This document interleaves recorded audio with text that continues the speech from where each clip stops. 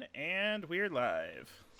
Hey there, everybody out there in Twitchlandia and in the indeterminate future, whenever you maybe stumble upon this on WebDM Plays on YouTube, whether it's sometime recently after it was broadcast or in the hellish afterscape centuries later, completely detached from pop culture references and context. So I hope you're enjoying this. This is Breath of the Fall, and we're going to get around to cast and crew, but I want to talk about some sponsors first. First being Tabletop Loot. They've been with us the longest. We love them the best. Head on over to tabletoploot.com. Use WebDM15. You're going to get 15% off dice, mugs, t-shirts. They got all kinds of stuff over there. Check them out. We love them a lot. Next up, D&D Beyond. The place on the internet for all your characters, your info. You can have your books there. We're doing a crazy thing. If you join our Patreon, I think maybe you could still get access to the big legacy. Yeah, the legendary bundle. We have codes for the top tier of our Patreon.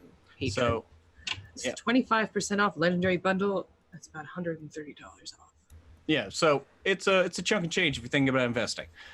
So check them out. We love them. This, of course, is a Numenera game using the Cypher system. So D&D Beyond will catch you with the return of Starward Bound. So let's get around cast and crew. See how everybody's doing this evening. Back with a full complement and crew. So that's exciting. We're gonna start with actually no. We're gonna end with Trey because that makes sense. We're gonna start with Grant Ellis. How are you tonight, sir? Oh, Jonathan Pruitt, I'm moving and grooving, breaking necks and cashing checks. That's just the way I roll. Happy to be here on Breath of the Fall on WebDM's Twitch channel. And I'm excited, over-the-top ecstatic, to play Bosle Fontaine, the heroic Arcus who explores dark places. More news at 11. Sorry, I fell in kind of that cadence where it's like... The Wiener Dog's leavings offended Mrs. Albertson. Well, I guess it is a dog-eat-dog world, isn't it, Grant? Hey. No, I'm fine. Had a big week. I'm designing a campaign setting. They announced it on Sunday, and it's big. It's like 250 pages, and it's based on a lot of material that I've written over the years. And I'm bringing story-oriented mechanics to D&D. When I say story-oriented mechanics, a lot of cool, interesting games are out there. I'm kind of like the mixed martial artist of game designers, surgically combining these various elements. But we'll get more with that plug at the end of the show. Awesome. Kiana, how are you? How you doing over there? I am doing all right. My internet may have different ideas. We'll hope that it holds the fuck on. I don't know what's wrong with it. It wants to curse me. Oh, curses. Curse me. But while it holds on, I am playing Xenia, who is our jovial nano who controls gravity. Kind of babysitter / mom friend of the group. I mean, it's what you've kind of adopted, taking care of people, no matter the age. Yeah. We'll see how that goes. Yes, we most certainly will. Someone who you have cared for, you cared for his shoulder. Emma, how are you? Hi, Pruitt. Hi. I'm very tired today, even more than usual, and I'm also frazzled emotionally and physically. Yeah, and I'm looking forward to folding all of that into my performance of Zenith Dance. You're method as fuck. It's the only time I'm ever going to be method. For the record, I did study acting, and I think method's kind of bullshit. It's just me. But yeah, but I'm doing it here because I'm very tired. Back to you, crew. Oh, I love it. And you know what? Never mind. Trey, how are you? Yo, what's up, man? I'm good. I'm so happy to be back because I missed these shenanigans. Yeah, so I feel like I'm back to my private joke again. Hey, I play Tai Wu the Risen, the hideous nano that employs magnetism, the creepy kid that you probably just want to poke a stick at. Yeah, he's a hell of a lot of fun to play. That's what he is. And I can only imagine what kind of situation he has gotten himself into since I've been gone. But more importantly, I just can't wait to play with my family again. Most definitely. So, what has happened up until now? Living in the hanging city of Aru, realizing now that you are in part of a crafted tube. You're clinging to the filter at the top, dangling down in this massive expanse, 17 kilometers in diameter.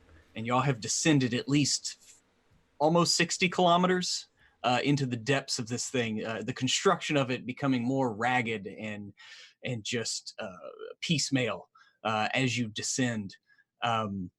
Structures being much older. And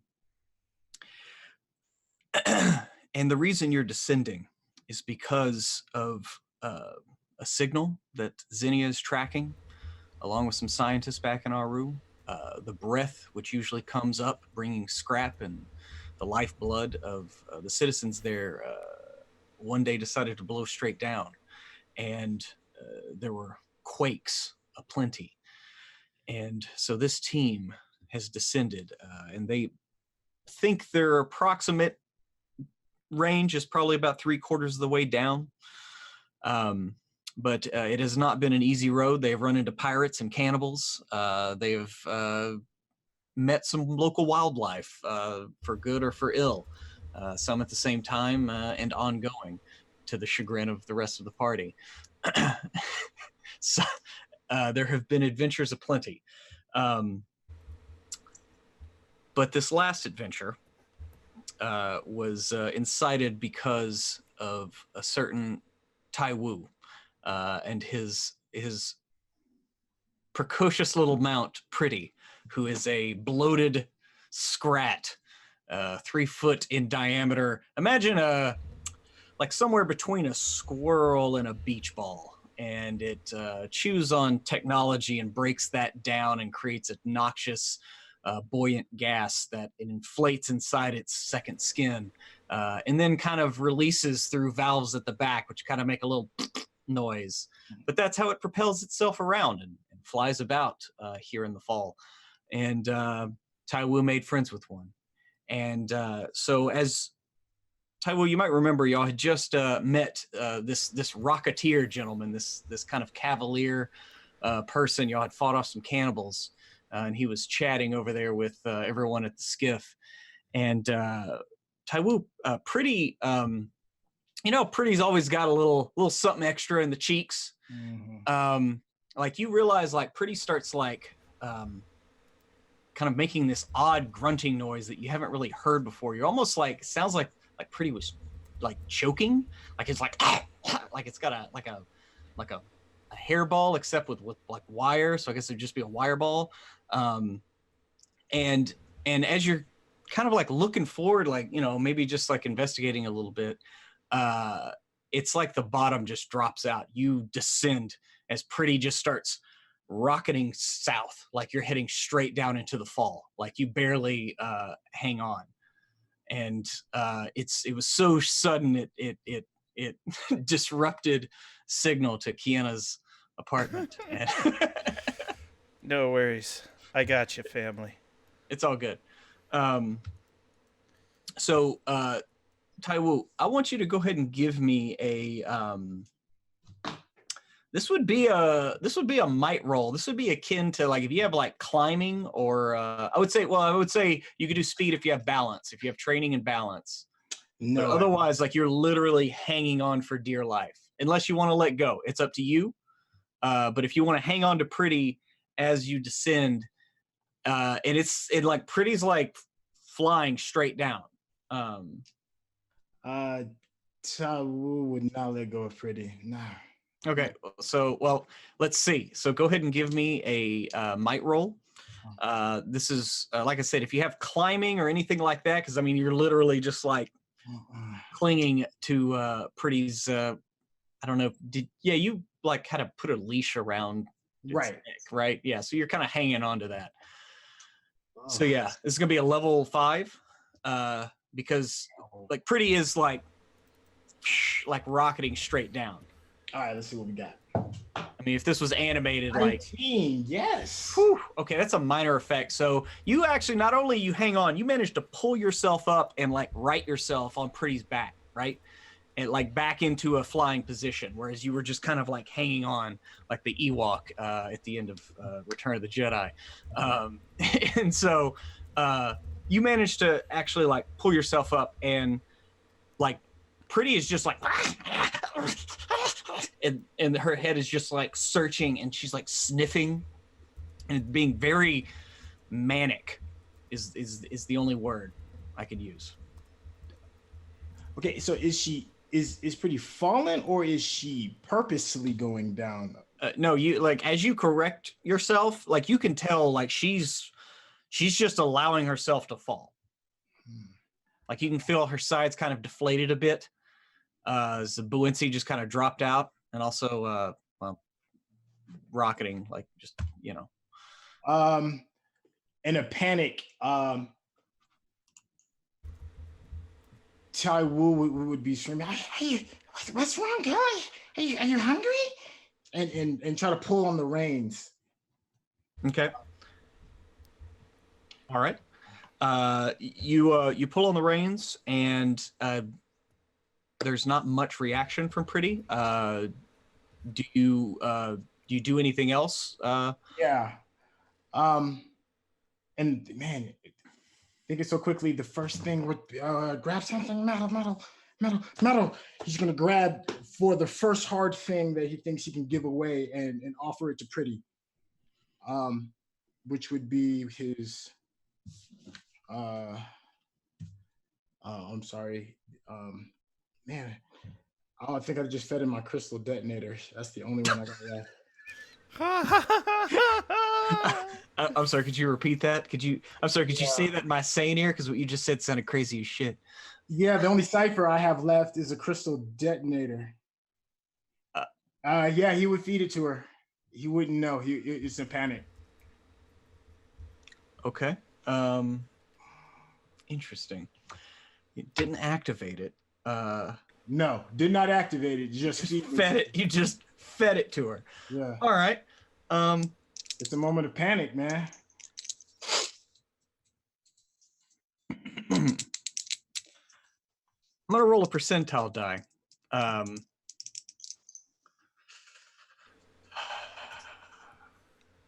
Under 25 or above 75. Say that again. Below 25 or above 75, Trey. Oh man, I'm a high flyer, man. I gotta go above 75. Above 75. I rolled a 95. Okay. So yeah, you managed to feed this crystal detonator to Pretty, and luckily you kind of feed it like controls first, where all the buttons and wiring are. Okay. And like Pretty like immediately like and you kind of hear some teeth chip, like you've seen Pretty like gnawing on wire and stuff, but I mean this thing still has the casing on it and everything. But Pretty finds some buttons and some wires and starts pulling on, that, and it doesn't detonate right away. But Pretty does start kind of angling towards the wall. And about this time, you're crossing past like this very bright white, like luminescent moss field. It's just one of those things where you can actually kind of see everything around here. You've kind of lost sight of your party. Like they're well above you as you're descending down here. But Pretty is kind of angling towards the wall. Can I still make an action? Mm-hmm. Of course. Yeah, I mean, they're not in any kind of like combat or anything, so it's just kind of like you're still afloat. It's still aloft. What do you want to try to do now? God. What's wrong? I need to get off. Taiwu would let Pretty go and use the glider that he has on his back and try and keep up if it's possible. Maybe fly relatively close and just try to yell at Pretty to snap out of it. I think Taiwu feels that him being on her back is probably not helping the situation. So he would try and fly next to her, still going down. Okay. Yeah. Okay. Yeah. So you kind of hop off of her and pop your glider out, and sure enough, she was kind of struggling, and now she kind of evened out, but makes a even quicker beeline since you're not on her back to the wall, and starts to kind of head towards these series of like just kind of rifts in the wall. It's not like it's just there are just gaps where there aren't pieces of large scale scrap and debris filling in. And so it's just like the one thing you do is there are two things actually. You hear a lot of like chittering that sounds kind of like Pretty, but not. And the other thing is, and it's too bad Jim Davis isn't here, but it's the smell, if there is such a thing. That means it's a new day. It is a new day. Thank you. But the smell here is just like you smelled when you first came upon Pretty and the other four that were there. It's just that kind of thick, acrid, kind of toxic, acidic smell.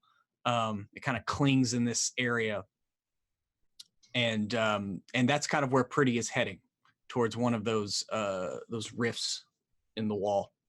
Okay, the smell that Pretty was emitting, it didn't have the same effect on me as it did everybody else because of the arm when he was fiddling with the gadgets, and I guess that field of from my interpretation it was like an air purifier per se, I guess. Yeah, no, you literally have an air purifier. Like, was that a one day or that just was on?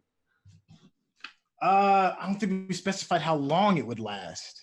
I think we said it was. I think I said it was an effect that like was on for like 28 hours, like a day. Okay, cool. All right, so.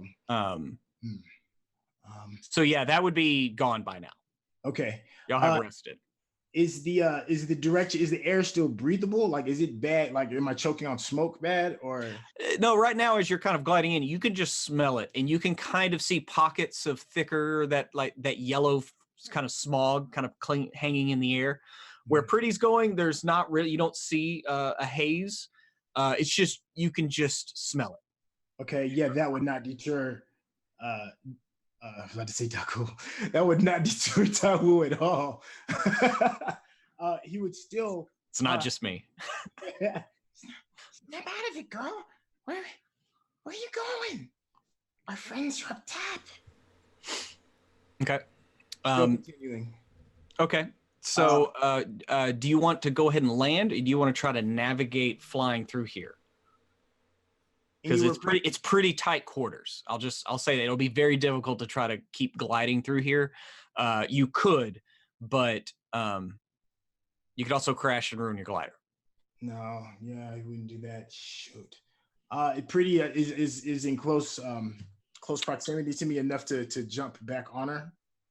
No. Once you jumped off of her, she took a harder angle towards the wall, so it kind of broke away from you just a bit. You're still within sight of her, but she's already kind of gone in the wall, like in this gap. And she's kind of doing this thing where she's like hopping off the wall, this side and that, almost like arcade ball. Taiwu would not risk crashing not risk crashing his glider. That's his only option out if there is an out.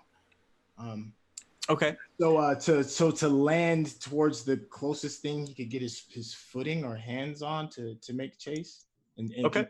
Naming out Pretty's name. Okay. Yeah, just give me a quick speed roll. If you have balance, you can do that. Stealth, intimidation, disguise. That is it. Okay. Well, yeah, this should be a level 3. I mean, you've landed on a glider before, but that's a 4. Okay. Yeah, you kind of land up there, and you're about to pull the glider down, and the landing that you found purchase on kind of snaps away. and you go tumbling a bit. You'll take just 2 points off your might pool. So you kind of scrape yourself up a little bit. But I mean, you managed to catch yourself. Okay. Dust myself off. Look around. First to check to see how damaged the glider is, and then just to look at my surroundings. Okay. What do I see? Okay. Yeah. This area is.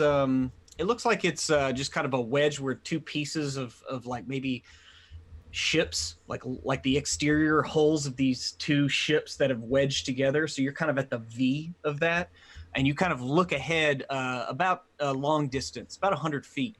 And Pretty is just kind of rounded a corner. You kind of see her tail like whip around a corner, but she's like making much haste somewhere. And you also see just kind of along the walls, there's just like pieces of just like skin, like shed skin. Taiwu would be smart enough not to yell anymore, but still determined enough to catch up with Pretty. He would make shape towards the direction that she went to make the turn. Okay.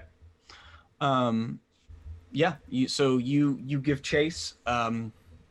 As you move deeper into this wall, the air kind of grows a little like thicker. That stench that these things give off gets a little bit heavier, but it's not quite like thick and hazy. But you can definitely tell that it's getting a little bit more.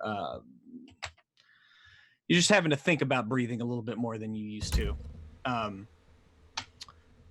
and you move forward. And this basically where Pretty took the turn. It looks like it was like a rent in the side of the hull of one of these ships, and it kind of makes its way into a hallway. It looks like this thing is upside down, and since it's also at an angle, you're now kind of moving at a downward 45-degree angle, and it looks like you're walking on the ceiling of this hallway, right? And so all the doors are about, the floor to ceiling is about 10 feet, but if you want to climb in, like enter in any room, as you see many doorways going down this hallway, you're gonna have to climb over like about a 3-foot hump, as because you're on the ceiling, right?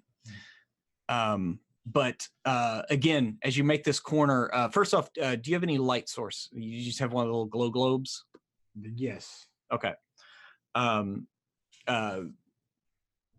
Give me a perception check. An 8. Okay.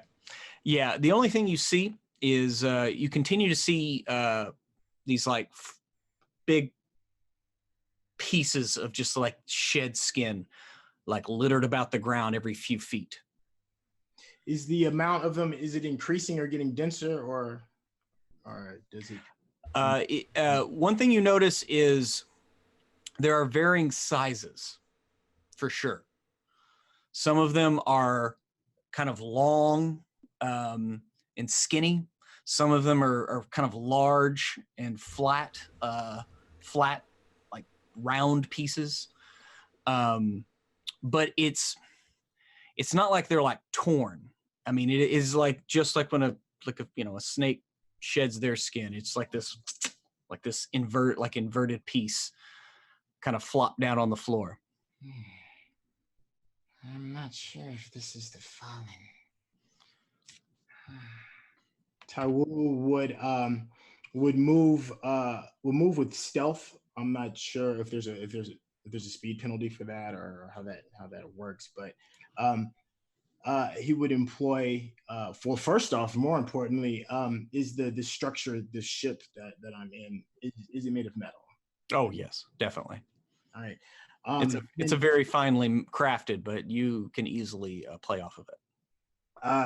He would do the thing he typically does in the low lighting setting, and what is now the floor is the roof. He would jump on the floor per se, upside down, and move stealthily towards Pretty's direction. Okay.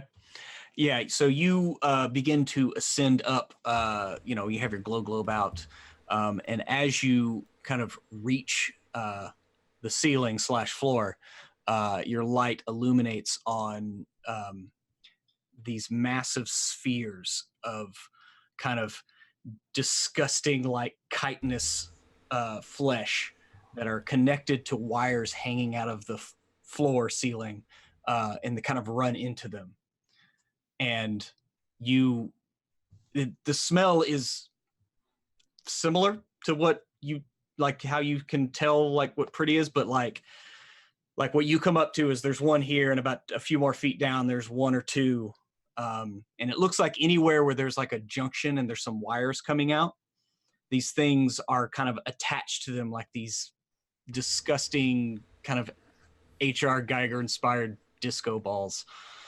That's the name of my band in high school. H.R. Geiger inspired disco balls.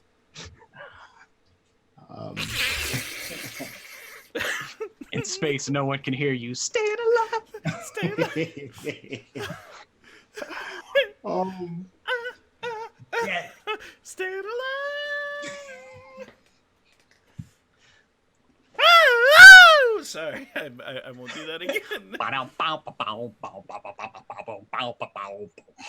Sorry. We did a whole Barry Gibb episode of Invisible Sun on Greg's channel. Yeah. We had to sync the album to the soundtrack. Mine's sorry. I can't get Staying Alive out of my head. Now everything I do is going to be to that beat. Now you realize that. Thank you.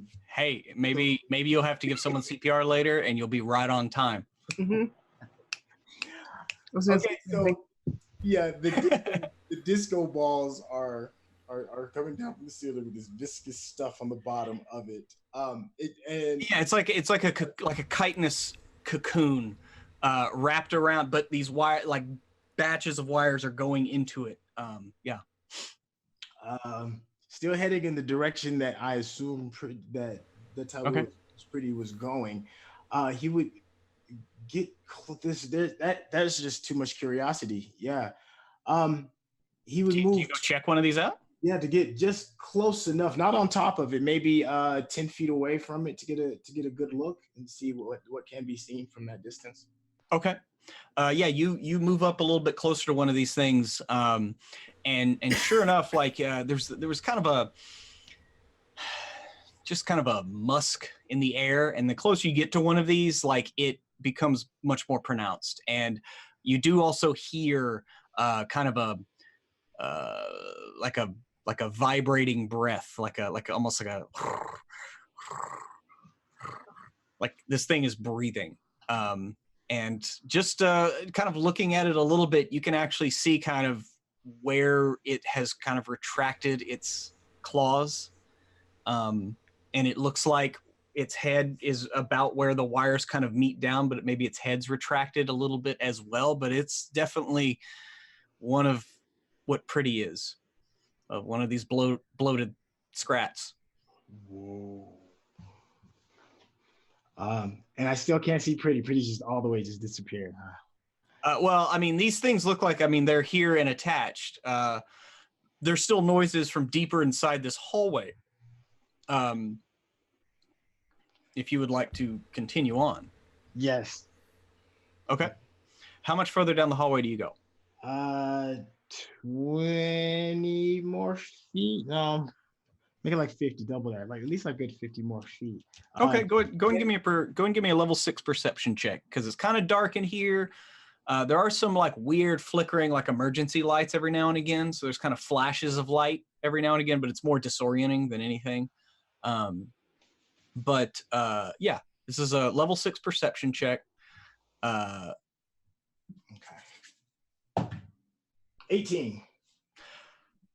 All right. Well, that is the exact number you need for a level 6 perception check. So you're like you've almost approached your limit, right? Where you were like, I want to go about 50 feet looking in here. And the further you get in here, you actually pass a room or two, and you look in, and the ceiling / floor of each of these rooms is just like I mean, it's like they're gonna have prom in here later. Like there are just these chitinous like cocoons hanging about every few feet, pretty much everywhere, and they all look of a similar build. Some a little bit bigger than others. But it's right when you're kind of reached your limit and you're like, and you're about to maybe think about turning back or checking somewhere else. When you see a scuffle in the distance, probably another 50 feet, another short distance away. And what catches your eye is that what was it, the crystal detonator that you gave Pretty? It's kind of hanging out of her mouth like a cigar. Like I just imagine it's like one of those old school light bulbs, but it's purple. And it's just kind of like sticking out of her mouth. And you just kind of look down and you see she's like scrambling at the roof. Okay.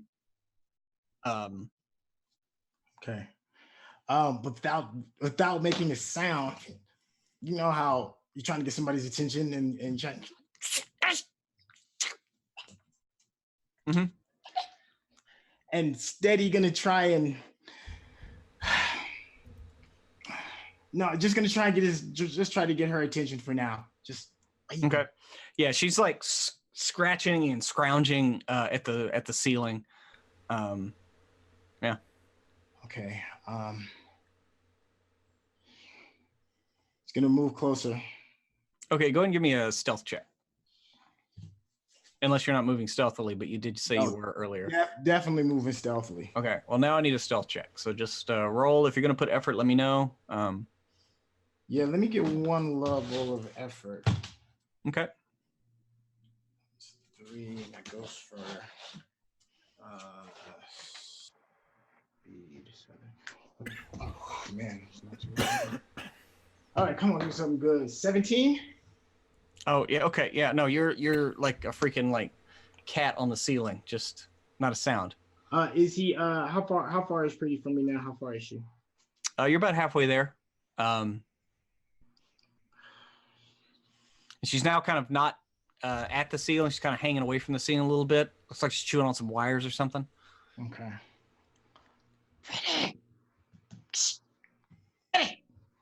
Get your Are there any close to like wire looking loose wires by me that I can pick, like grass or flowers that are around me to? Nothing per se like that. No. I mean, you could cut some off of one of the spheres that's hanging near you, or try to scrounge some but you'd have to pull like a panel up, but there's nothing exposed. Then Taiwu would do this is so stupid. He would pull at the crystal detonator that is in Pretty's mouth in order to pull as if it's a piece of the yolk, to pull with convincing force to get her over here. Okay. So you're trying to pull Pretty over towards you? Yes. Okay. So it would be a tendril move. Okay. Yeah. So this is going to be right now. This is going to be Pretty's going to be a level 4 creature for you to move like that. Okay. All right. What would that come from my might pool if I put effort? Because I'm running low on a lot of stuff. That's what I'm asking. It's really important. Well, I mean, if you're trying to pull, yeah, that's going to come from your pool. Yeah. If you want to use effort, it's going to come from your pool. Otherwise, you could just make the roll straight up. Oh, you know what? I'm thinking something else. Okay, we're on the same page. Yeah, definitely pulling. Let me roll for that. I'll spend a level of effort too. Okay. All right.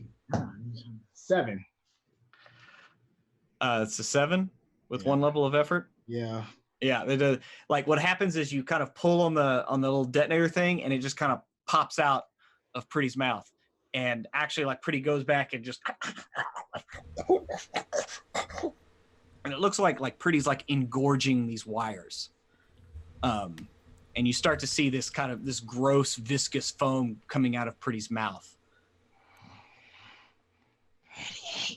Pretty. That is not good. Danger. Taiwu would back up. But still saying her name a little louder, but back up, even waving what's left of the crystal detonator to convince. Stop that! You're going to get sick. Stop!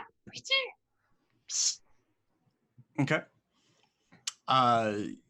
Yeah, despite your best efforts, Taiwu pretty just continues to stops like chewing on the wire, but like is just making these very disgusting like kind of vomit noises, and like this foam continues to pour out, and you start to see it like harden, and Pretty's face kind of retracts down into this little beach ball, and you see her hands kind of retract as this foam just slowly starts to kind of cover her body.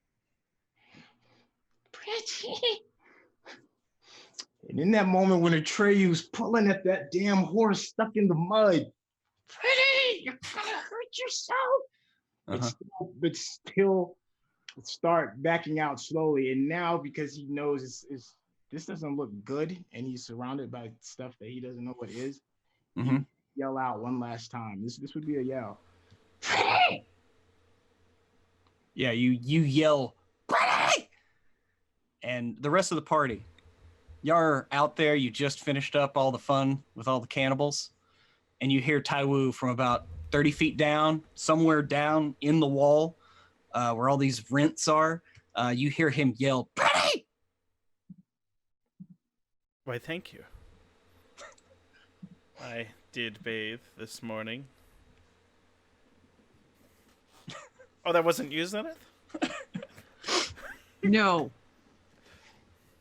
No, it wasn't. I was so busy having a moment. It certainly wasn't me, says Vash. Oh, gosh. Vash. All right. Must be your strict obligation, Taiwu there. Oh. I'm going to call down into the rinse. Taiwu!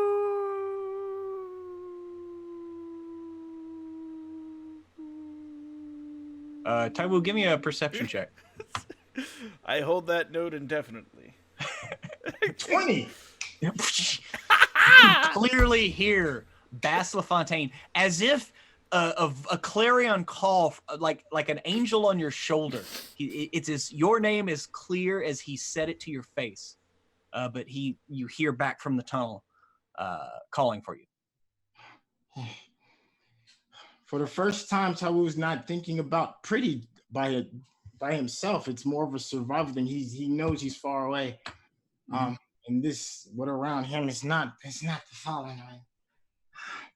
Man, hearing Bass's voice is like, yes, you're not alone. You're okay. He's gonna turn and start running towards that direction. Okay.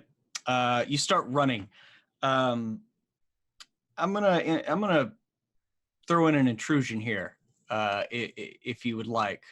If not, you can spend an XP, and this intrusion does not happen. No, let it happen. Okay. Well, you get an XP, and you can give an XP to someone else as for taking this intrusion. You start running, and you get about 50 feet down the tunnel before you trip just a bit on one of the panels. But the problem is it basically clips a couple of the wires that was holding one of these spheres. And as you move a little bit further down, that sphere just kind of, and the last wire snaps, and it falls to the ground and cracks open. And you hear a bellow, but the like a newborn bellow. And you see basically like, you've seen Little Z, like Little Zenith, like the little scrats that, they're like little winged rats. And out of one of these spheres climbs like a giant version of one of those. The problem is it's not completely formed. Like you can tell its hide isn't completely converted yet. The second skin that was at one point like almost like a balloon, it hadn't shed it completely, and it's kind of crying, but it is not long before its cries go silent.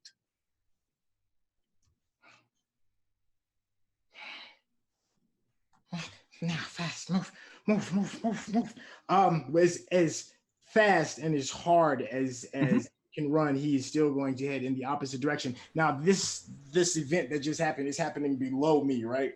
Yeah, it fell to the floor. You were still up on the ceiling, like you were kind of scrambling up there. Yeah. He's gonna still head up, running as fast as he can, but he will have his glider primed.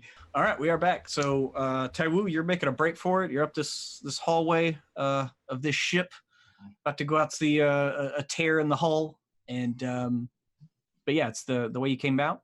Bass, other than yelling out, do y'all or anybody up there y'all doing anything? I'm moving towards the sound of Taiwu, be him making any noise, running, anything like that. I have excellent perception at searching, listening, and trying to find him. Mm-hmm. Okay. Quick question, Taiwu, who did you give that extra experience point to? Oh yeah. Oh, I hadn't. So the first person that would come to mind would be you, Bass. Excellent. All that, yeah. Made sense. All right. I'm going to spend a total of 3 effort to try to find this little guy. Okay. Yeah, give me a perception check. All right. Let's rollin'. So I am trained in perception. Mm-hmm. And With three levels of effort, so that's 4 shifts. Yep. So you're down to a level 3 from where he is to where you are. All right, so I rolled a nat 20. I get a major effect, and I used 3 levels of effort, and I'm trained. Jeez.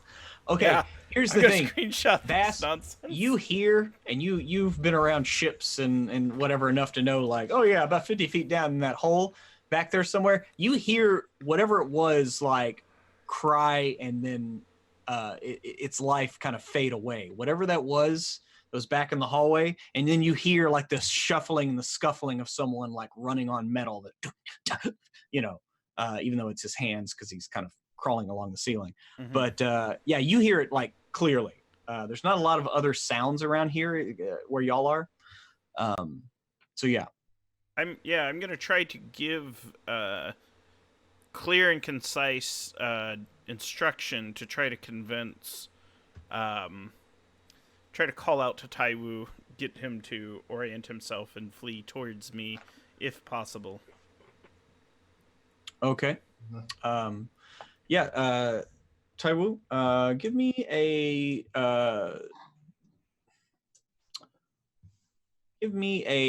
speed roll to navigate that glider out of there.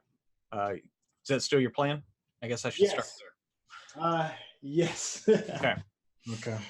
Well, I was going to say you get an asset from Bass because he is basically being your auditory light tower. Okay. All right, good. So that knocks a level down, right? Yep. Okay. So there was a level 5, so now it's a level 4. He's really tired. Because my speed pool is really short. Shoot, I wouldn't use it without being incapacitated, almost incapacitated. So no additional effort. So it was of 4 with the asset that was given to me by. Yeah. Okay. Come on. Remember, it was possible, but it was going to be difficult. Okay. No, you know what? This is a desperate time. I'd use a level of effort myself. So that puts me down to a speed pool of 1. All right. It's desperate times. So I need to beat a 9 then. An 11. Woo-hoo-hoo. Yeah. See, there you go.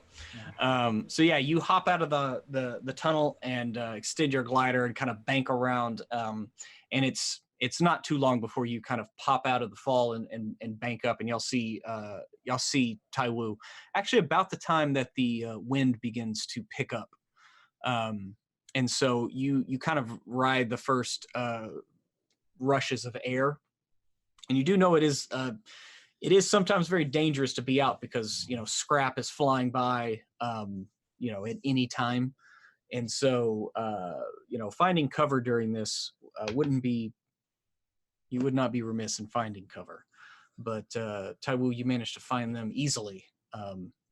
And so, yeah, Taiwu rejoins the group. Taiwu is clearly emotional. You have to help. There's Pretty. She's stuck, and she's in the thing, and there's these balls and stuff is everywhere. She's chewing the rice, and she doesn't look well. I don't think she's gonna make it. She's sick. Somebody, please do something. Please, somebody come help.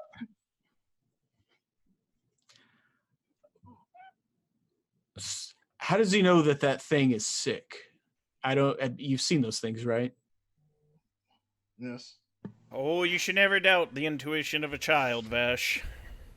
And Wise I think Jenny, I guess Vash will look like this is a kid.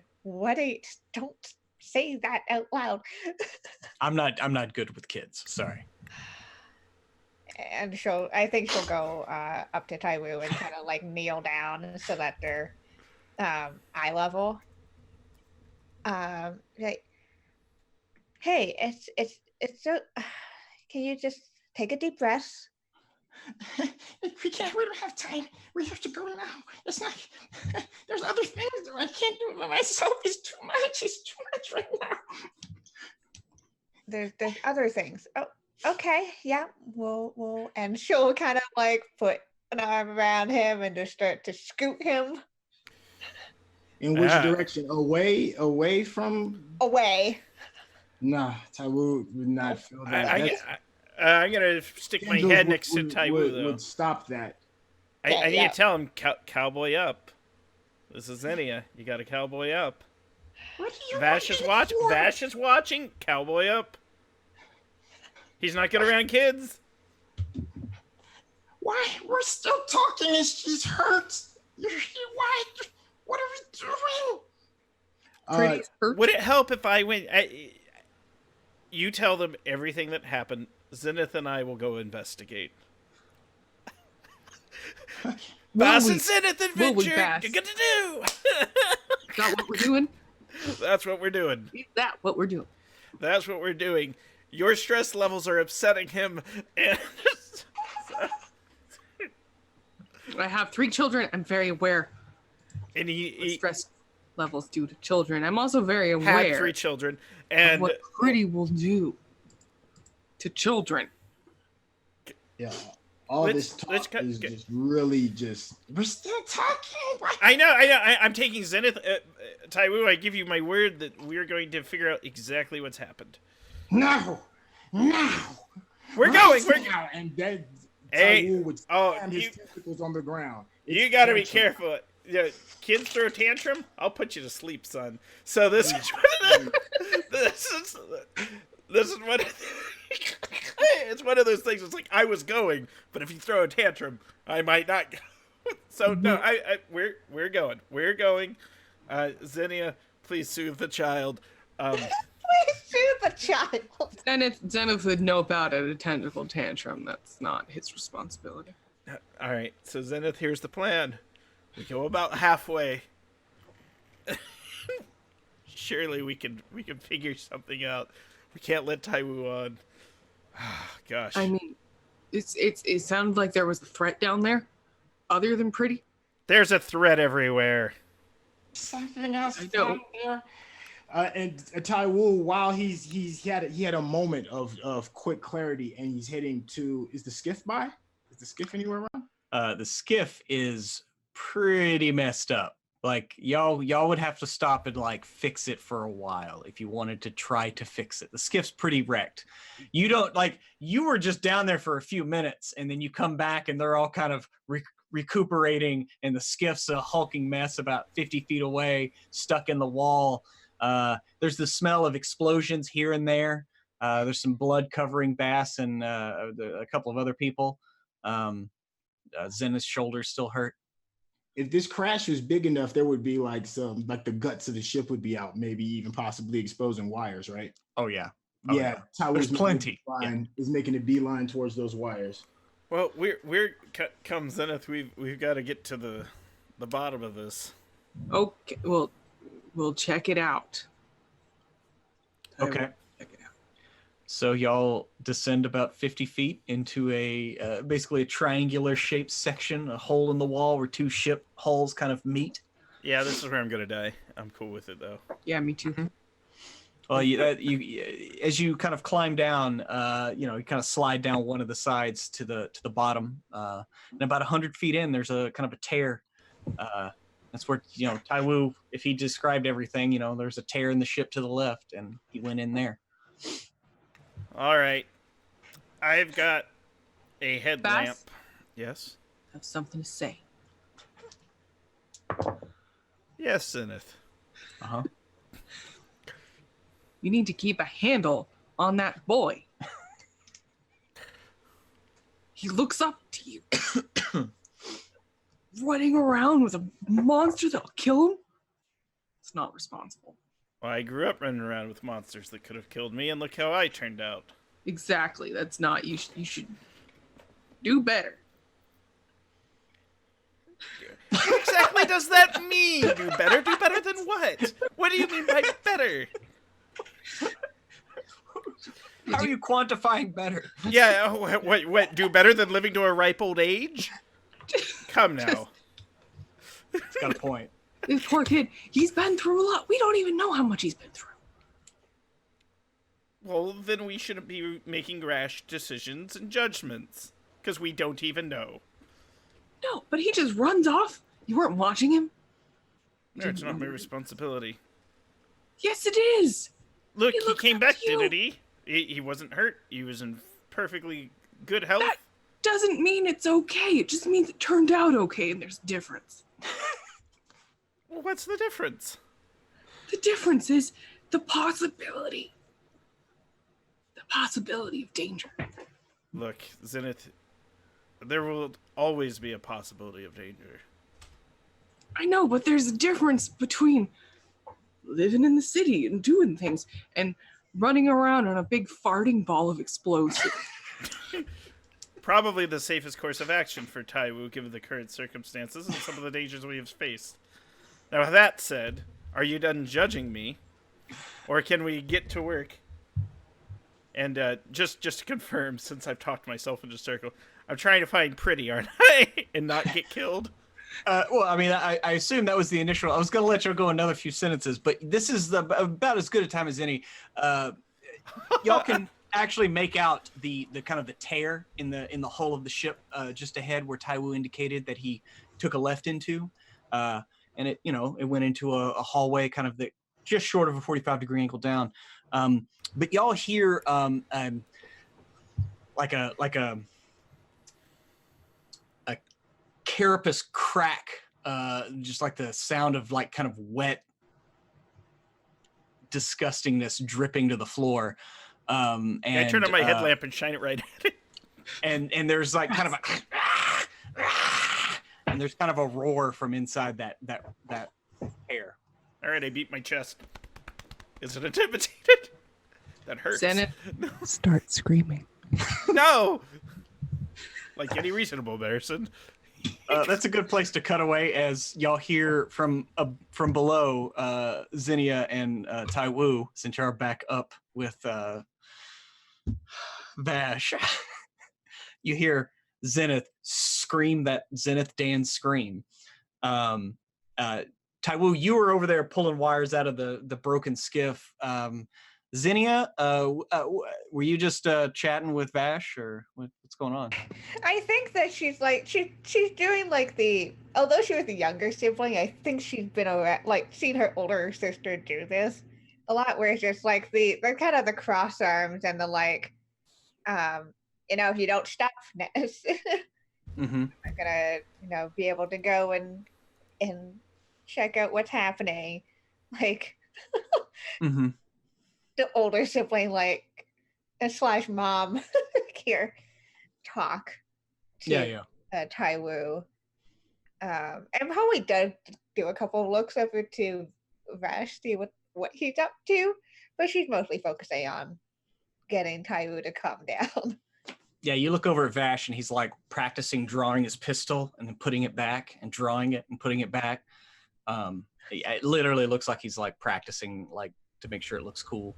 Yeah, I think she rolled her eyes at that because while he was starting to impress her a little bit, that just like knocked it down a notch again. Yeah, the longer you spend with him, the more you can see that his whole persona is very curated. Yeah. So when he's not presenting it, he's working on its presentation. Yeah.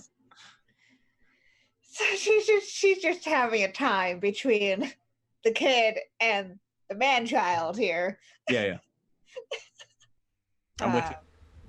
Yeah. So she probably, I think after a while, she just goes up next to Ty, probably in a moment of like pause in this tantrum. Mm-hmm.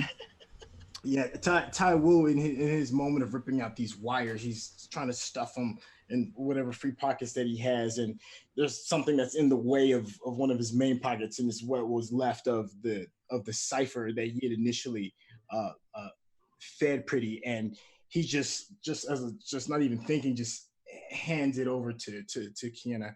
I'm sorry. What's your real name? Hands it over in order to free more wires.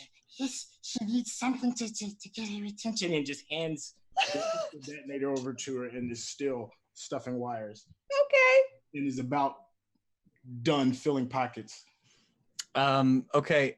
Wait, so you hand Zinnia the detonator? Yes. Okay. Cool, great. So Zinnia, can you below 25 or above 75? Fuck. Below 25. Oh. Yeah. I rolled a 20 on the tens die. Rolled a 2. All right. So yeah, you hand it over, and I'll even totally. I didn't even think that it could possibly detonate. Totally show you that shit. I'm sorry. Okay. I'm still okay. Well, I mean, it's like I don't know. It's a something I thought of, because here's the thing: if it's the 50 in between, it's the opposite of that, whether it's yes or no or it explodes. So it's a weird choice, user's choice, 1 out of 4. Anyway, I don't know. I forgot. I've tried to work on the odds, but it's very weird. So anyway, so yeah, he hands it to you, and there's a spark, but that's it. Nothing happens. But it's some kind of cipher, you know for sure that it's probably partially functional, but it's been chewed. It's been gnawed upon. Yeah, she's definitely looking at that with some skepticism, in terms of its safety. You're not sure if it's safe at a glance. You're like, I'm not sure if this is safe, and you think you can repair it though. Okay. Cool. Do you keep it on your person or store it somewhere? I think I'm gonna keep it on my person. All right. Thing. Okay. Worst game of hot potato ever. You know, that's I'd rather Jenny have it than the kid. That's a good way to put it. Yeah. All right. So basically y'all hear Zenith as you know, at the end of this little exchange is when you hear Zenith from below like scream that Zenith Dan scream. How do y'all react? Hey. And he makes another beeline in that direction towards Zenith Dan's knife. Actually, he would head in that direction and grab Zinnia if he's and pull her in that direction. So dismissing Vash. Yeah, I mean, so are you like just jumping off with your glider? Or are you just kind of scrambling down the side? Because scrambling down the side. Okay. Oh, well, hold up. I know that she can fly, so he's gonna pull and then jump and then pull the glider out. Okay. He would know that wouldn't be a risk for her. Okay, so Taiwu jumps off, and as you descend, you kind of zip past Vash, who now is turning around in like what it looks like when he would turn around and pull his gun. So he's working on his pivot. Yeah, I think as Xenia is like getting dragged, about to like go off the edge, with and like catches eyes with Ashley. Come on, let's see if you're not just all talk. And he's like, huh, what? And he goes to holster and like drops his pistol and it fires off. Ricochets around the little room. I think as that happens, she's like leaving. She's like, not a good start. All right. So y'all zip down there. Zenith. Bass. Yes. You are just outside this tear. It's probably about 20 feet tall, about 5 feet wide at its widest. And from inside, you definitely hear the sound of something like wiggling free of a viscous like container or something. It's like there's a lot of slishing and like a struggle happening. But you like from where you are, you can't see what it is. Even with your little headlamps, it's a little bit too far in. It's gonna be 5,000 little Z's, except they're big and they're gonna swarm us and we're gonna die. So I'm gonna pull out my pretty whistle. I'm gonna pull out my pretty whistle. It's that device I blow that only Pretty can hear. It's that frequency. And if you could hear me, you're actually pretty. Ha ha ha. And it goes, ow.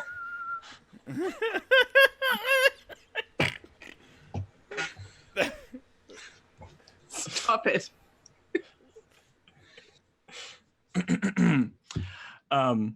Do you really have a pretty whistle, or you were just going straight for the joke on that? I was going straight for the joke. If we want to give me one, I'm more than happy to oblige. I would take one for an intrusion. I was gonna say I will give you an intrusion along with a pretty whistle if you wanted to have a pretty whistle. Yes. Okay. This is like the time I had pit bulls in D&D, and you could buy them for 2 copper, and I bought 3,000 of them and would send them everywhere as an army. And then one day I made the mistake of blowing a dog whistle, and they all turned soulless eyes fixed on me. It was a different edition. It was another time, another edition. Yeah. So Bass. This is going to be a GM intrusion as you pull out your little whistle and just kind of let out this, it's right at the edge of hearing. And there is additional crackings from within. These shells like cracking like eggs and their yolks spilling out on the floor, and the sounds of struggle and strife and it grows and it multiplies. And it multiplies further. And you can definitely feel a rush of air coming before you from within the tunnel. It's about this time when Taiwu and Xenia round the tunnel, and they've now entered at the other end. And it's also, the breath is blowing outside. So it's pretty loud at this time, but something is coming down the tunnel. What do y'all do? I turn to them and say, "A Balrog. This foe is beyond any view." Gosh, it's one of those things.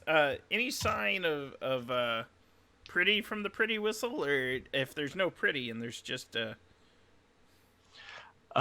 there's a whole lot of something.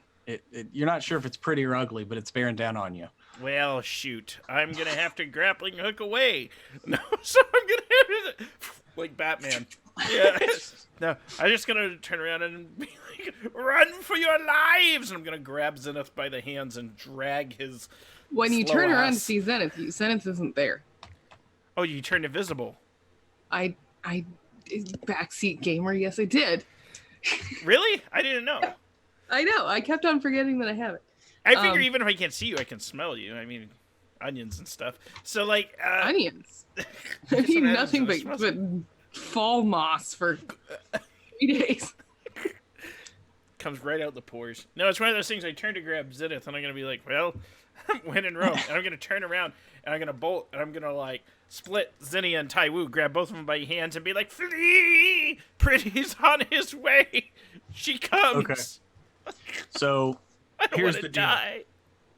You start to turn around and you're on your way to meet Zinnia and Taiwu. You have no idea where Zenith is. And that's when the first of them tears their way out, still kind of like shedding off some like kind of fluid or like mass off of their wings. These things are probably former pretties, but now they are more like the like little Z, except much larger. They have grown, and so they kind of clamber out, climb up the tunnelway just a bit, and leap off and extend their wings out, their little flesh wings, and one after the other begins to leap out. And so this is the thing: there's basically a swarm that is overtaking you, and so we're not really going to roll initiative, but I just need to know what you are going to do to try to evade this swarm that is starting to spill out of this tunnelway into the breath and catch the wind, and take them up higher and higher. So it is very hard to hear. It's kind of hard to see. There's a lot of motion if you're, especially if you're flying. So Taiwu and Zinnia, since y'all were joining, and you said you hadn't landed yet, yeah, you see basically a deluge of these winged scrats. What are y'all doing?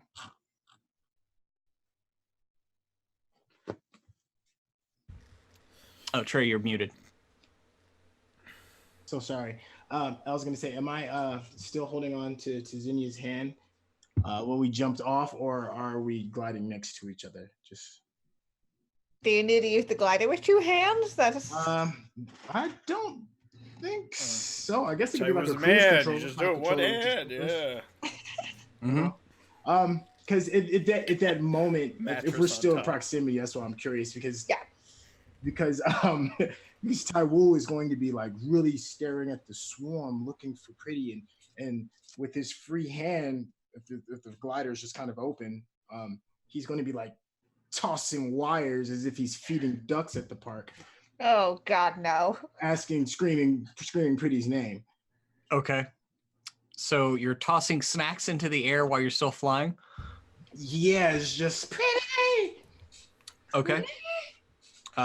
Zinnia, what are you doing as you kind of meet this swarm? Thanks, I hate this. Yeah, it's pretty gross. At least I'm not farting. It doesn't smell good, but it's strikes and gutters. Fuck. So are they all kind of on our level and going up then? No, as they come out, some are like just clambering down the walls. Some are taking flight and flying. That's what I'm saying is it's a deluge that is now just kind of spilling out. Some of them aren't completely formed. It looks like they were called early by the Pied Piper. But yes. Great, cool. I love this so much, Pruitt. At least you're not eating this time. Yeah, I'm not eating this time. I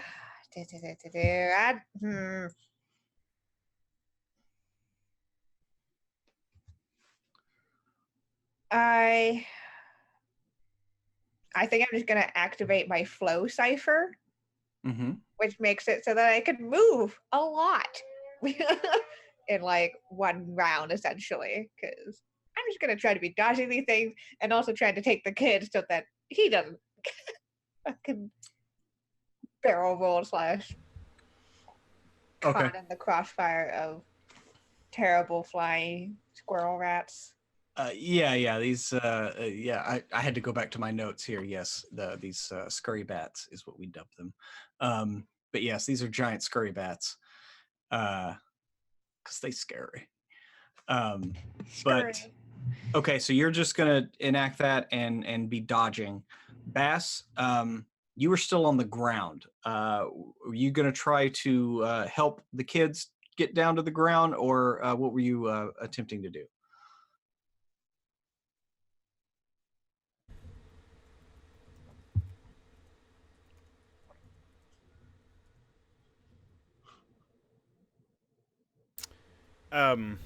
Sorry, that was me. I was making a note in chat. For the record, Bass can see in total darkness. At tier 2. Nice. Yeah. So what Bass is going to try to do is he's going to try to draw them away from the others. He's going to activate his glider and blow his pretty whistle and try to take off almost as if we were like dodging a tornado. Just run into T, just be like, all right, I will lead you on a merry dance. Okay. So yeah, you're trying to draw the swarm away from everyone. Yeah. I'm gonna try to draw the swarm away from everyone. Zenith, you were invisible? I am invisible. I've vanished. It gives me an asset on stealth rolls. They might just eat you. Did you do anything as soon as this? What are you doing as this swarm kind of bellows out of this hole in the wall? I screamed at the end of the scream. Might have been hard to tell because he was screaming, but he might have said like, "Get out of here, Bass!" And he wants to cower in a corner. So you're invisible. You're just cowering. Okay. You're going to be fine because most of these things, I mean, they can't see you. You're probably going to be just fine. So you give me a stealth roll. Okay. What's my level? Yes. Yeah, it's going to be pretty low, like 3. So, okay, so 2. Yeah. So Grant, go ahead and give me a roll to try to draw these things, and then that will inform how well Zinnia and Taiwu can dodge these things. All right, we'll see how it goes. 17. Okay, yeah. 1 level of effort. Yeah, you managed to fly up in there in the swarm and kind of blow the whistle, and they actually start to kind of form around you, and the chaos kind of coalesces into a little bit of harmony as they're kind of flowing around you. It's like Sherlock Holmes when he hits the the A chord or whatever, and the flies fly in concentric rings. Anyway, so anyway. That's going to give each of y'all an asset to your dodge roll, which is Taiwu is going to be negated because you were going to have one in your detriment because you're basically like a flying snack dispensing machine. So go ahead and give me a speed defense roll as this is going to be a level 4 initially since y'all were flying. All right. So level 4. And then with the asset? You got an asset from Grant for helping these things. Okay. Yeah, and I have my flow cipher activated, and I'll be active for an hour. Okay. It's actually once per round when I take an action to move, I can get an additional move action. Holy crap. Whoop! And I'm floating. So that's nice. Yeah, you're just kind of pirouetting in the air. Yeah. So what'd you get on your roll? 16. Oh yeah, like with the ease and grace of a leaf on the wind. Taiwu? So I have a -1 due to my circumstance and a +1, so it all just evens out for me, right? Level 4 for you to try to dodge because these things are kind of like some of them are still trying to snip at the wires. You're like tossing in the air. Yeah, and he's still just looking to see if he sees any familiar face as he's halfway dodging. Oh, that's an 8. Oof. Okay. One of these things like hits you head on as you're like tossing some wire out. And you think you hear the sound of a piece of your glider breaking. As it kind of you tumble out, like it doesn't take you with it, but you tumble to the floor, And yeah, you're going to take another 3 on your might pull as you kind of land awkwardly. Whew. Gotcha. But yeah, you're you'll have to look at your glider to see how bad it needs to be repaired. Okay, was the fall farther enough from the swarm that I'm not being covered by them, or am I still?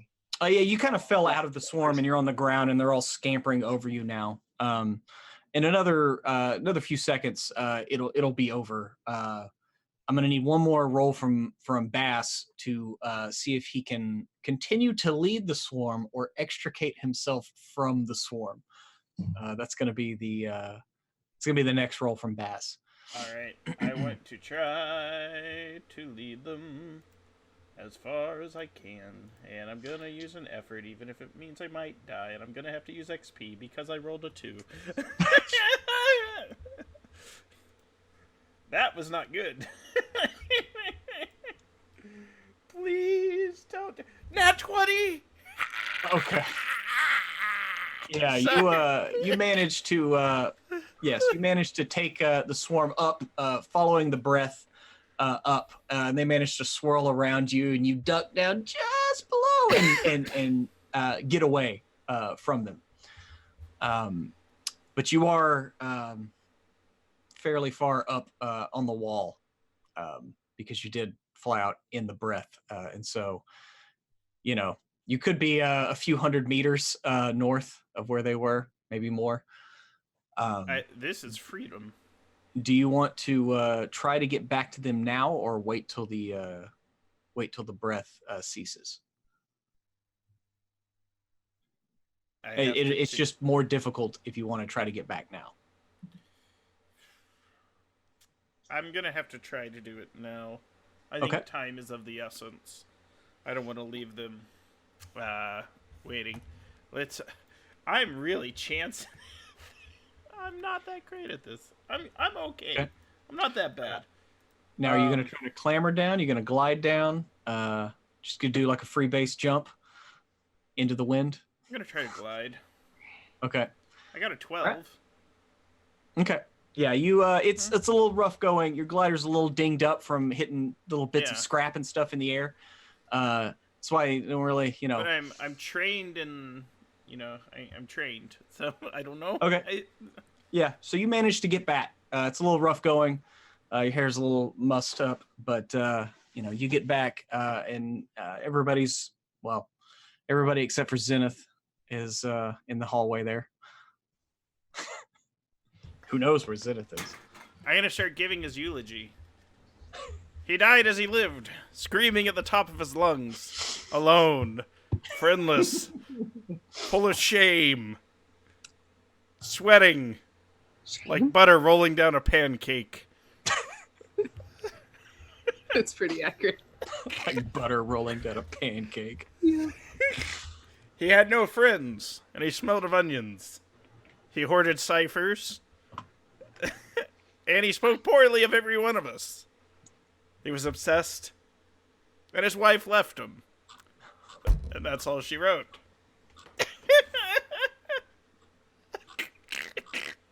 Does Zenith stay quiet through all of I that? can see invisible things. No.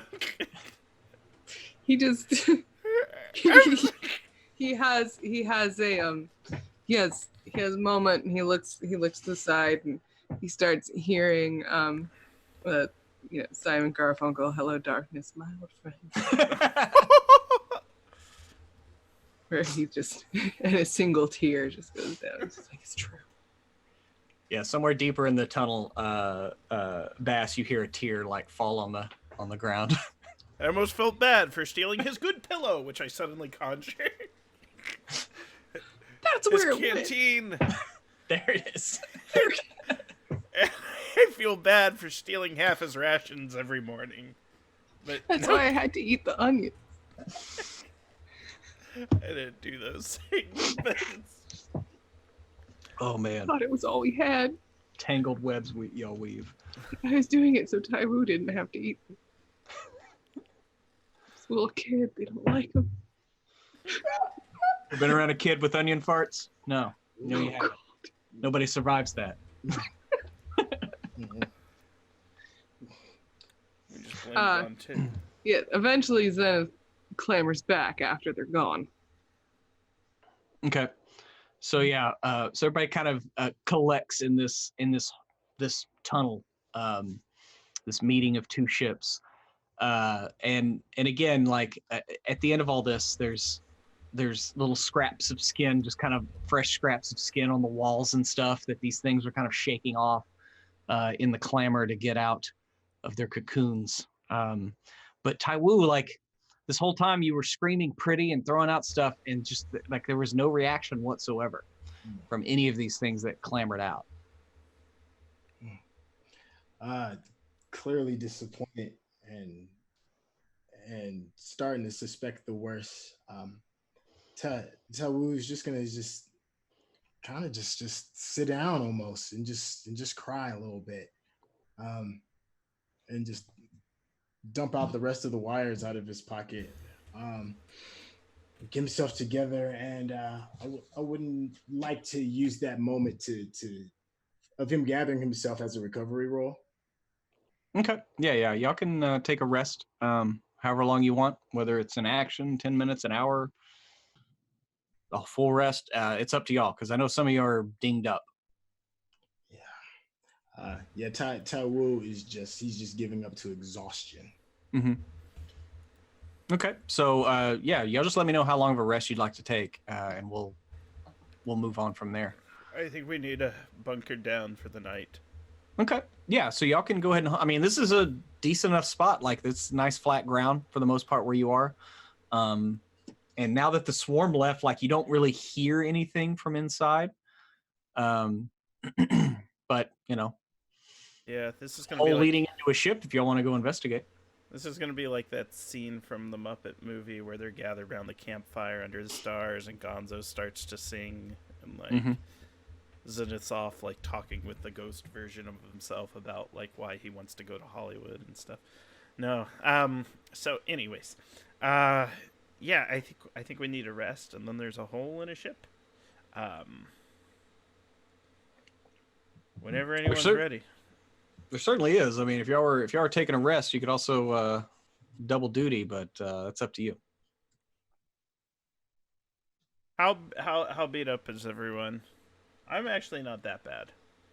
I got 4 might and 1 speed. Jeez, no. I definitely could benefit from a rest, but I think I could. I'm at 5 might, 7 speed, and 6 intellect. So I'm about half of everything. In this game, you're almost dead. No, you're half dead. I'm half dead. Yes. Zenith is all right because he had a big rest last time. He doesn't work unless he gets 12 solid hours of sleep a night.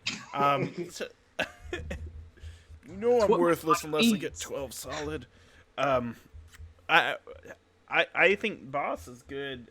He can just take a rest as an action, and then he's willing to delve a little deeper, since it's what he does, into the dark places of the Earth as stealthily as he can, using his infiltration ability.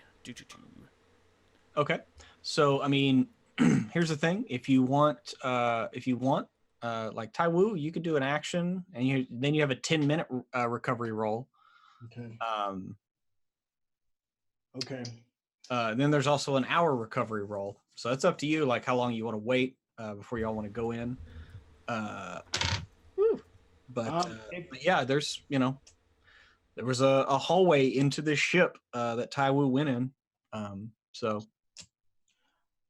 I'm not gonna lie, I could at least use an hour, and then after the hour, I'll burn another 10-minute, and then I'll burn an action later on. Yeah, an hour would be good. Okay, so if y'all want to just chill out for an hour and get because that way you can get your like campsite ready as you're resting, and then you can go do a little exploring and then finish your 10-hour rest. Sounds good to me. Fair.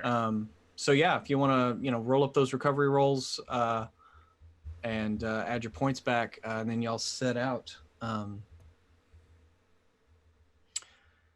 All right. So who's in the lead, and are y'all stealthing, or are you just bumbling about? Boss this is what he does best, attempting to travel undetected while taking in everything is essentially the focus of his character. So he will take the lead. He'll travel a good 60 feet in front of everyone, leading the way. His headlamp will be off because guess you never need to. Hey, another subscription. Thank you for the sub. Hey. 17 months. That's a good long while since the start. Indeed. Yeah, so boss is going to quietly bustle about and try to walk with making no sound. See what he finds. Okay. Yeah, the walking along what basically is the ceiling of this ship.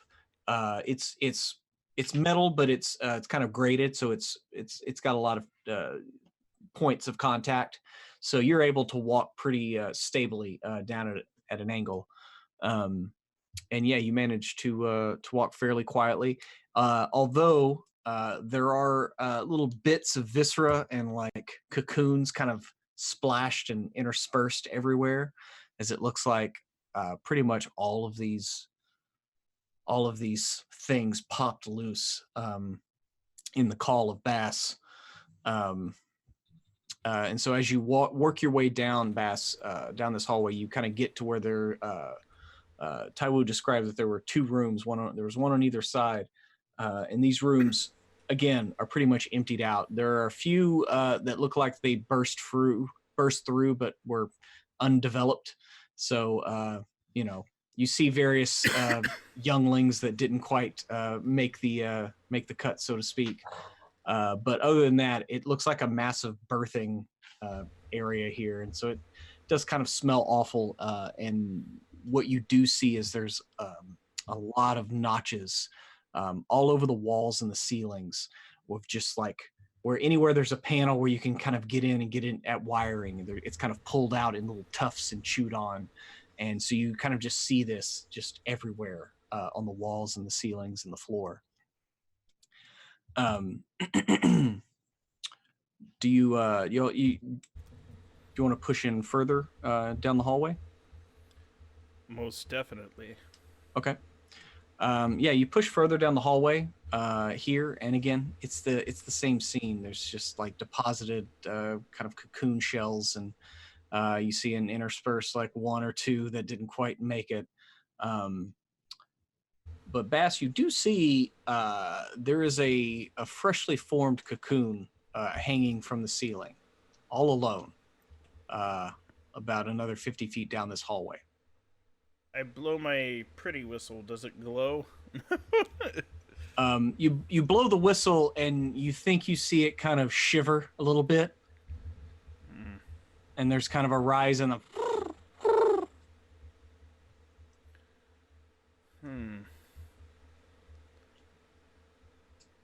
I'll take a look at it.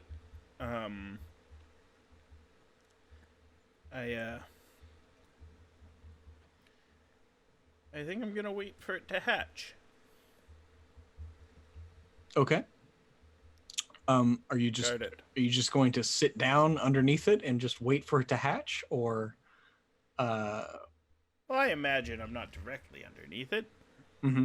I imagine I'm watching, and it's somewhat perpendicular to it, and I'm gonna sort of scout out the area, see if there's anything. Okay. Anything else? Any predators about?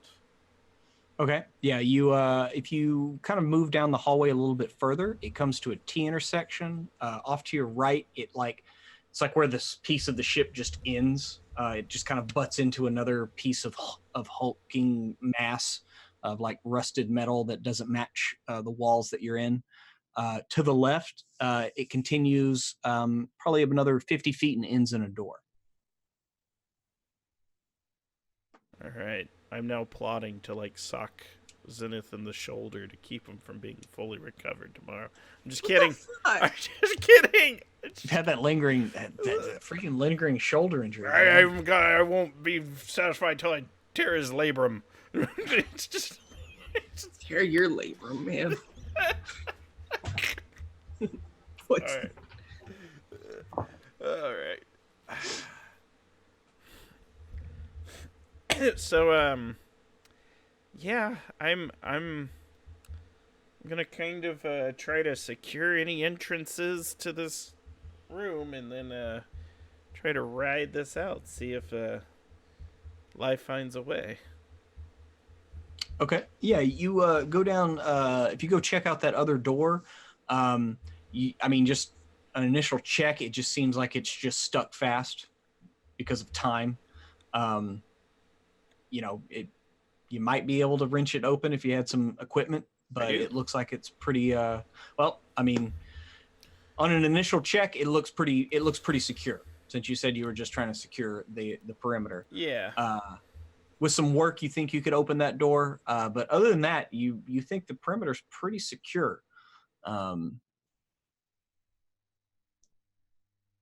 Right. Yeah. And I think by now, everybody who was following behind you kind of comes up, and you all see like there's still one more of these cocoons hanging. Looks like the cocoon itself has just finished forming. Behold. You're just hanging out here. No, the egg's just hanging out. The chrysalis of sorts. I'm just interested to see if that is in fact the one that has imprinted upon Taiwu. Possibility, but it could also change it. I mean, the other ones were not so great. Like, Not your thing. I was going to say, and a despondent Taiwu maybe finally catches up to the rest of the group who are currently having a conversation underneath one final suspended cocoon. Did anybody see her? I think she's in her, cocoon. What? That's her? I think so. I think much like us, she is metamorphosizing, growing, maturing. How high up is that? I mean, it's like 10 feet. You were, floating up there last time. Yeah, Taiwu is going to get as close as he can, almost hanging on it if he can. No, okay. You can stand on my shoulders, but don't touch. Yeah, Taiwu, you get up here and you're like, you're kind of looking around and there's a couple of cables hanging here and there, but like, you pretty sure this is probably pretty. I mean, the cocoon itself is just finished kind of hardening. Can you hear me? I blow my pretty whistle. You just kind of hear this kind of purring breath from inside the cocoon as you just see it slowly, just kind of shuddering just a bit with the noise. But there is a change at your request. I think it's her. She lives.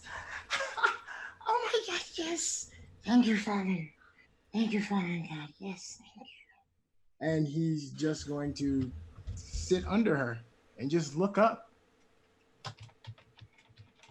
Okay. Oh, I read Sith. Sorry. Oh, that would be bad too. Did I ever tell you the tragic tale of Doc different against the wise? This whole time Zenith will be talking to Little Z. And just be like, I'll never let this happen to you, Little Z. They might be bigger, but they're not better. Player intrusion, Little Z ignores him. No, I'm kidding. I'm not gonna do it. I have. It's true. I have given him less attention than I should.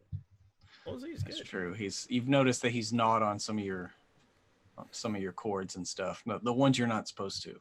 Oh. knows he's not supposed to. Yeah, he knows. Like, you've trained him. Took a but- piss on my bed. Yeah, he took a piss on your bed, that motherfucker. Yeah. Fuck you! Now it's time to give Be the... nice to your kid. What? I didn't say anything. I just yelled into the dark. Careful, you gotta be nice to animals on Twitch. We don't want to get in trouble for that. Oh, sorry. I think now's a good time to lecture Zenith for the misbehaving child that is little Z. Oh, he's not on cables that he's not supposed to. We're all under duress here. It's hard to tell which ones are the ones you're supposed to chew on, which ones you aren't. But it's also because I've been eating onions for 3 days. Easy there, Pops. Just make an effort, not an excuse. Like the sleazy did. Sorry. I'm like the master of like dad-to-dad conversations. Just make an effort, not an excuse. A lot of people at church are getting pretty frustrated at little Z chewing on the cables during the sacrament prayers. Sacrament Lights prayers? going... Nothing. Right, bastard, you cultist. Singing the same wrong words to Amazing Grace. Sorry. Stealing from the collection plate. So Smoking confused. in the baptismal font. Little Z is up to no goods. My Jewish self is so confused right now. Oh, yeah. So, Bass, in your complete circuit here, you think you found like 4 pieces of technology that could be salvageable from different areas. You're gonna have to go in and extricate them, but it's one of the things you kind of notice. You're like, oh, that thing looks like it still has power, and that, and so. I want to open the locked door too. Sorry, the one that's jammed shut. Okay, yeah, sure thing. So you go over there. When you get over there, give me a perception check. Yes, I'm specialized in that. Mm-hmm. I'm gonna spend effort as well. Okay, so just 1 point of effort. I rolled a 16. Okay, yeah, that is plenty. As you go over, you notice like where at first you thought this was just kind of an old door, like kind of stuck fast by time, and there's some grime and stuff built up on it. You now realize like that's like almost like painted on. Like it's not. This isn't time. Like this looks like it's just like hidden, like a hidden door.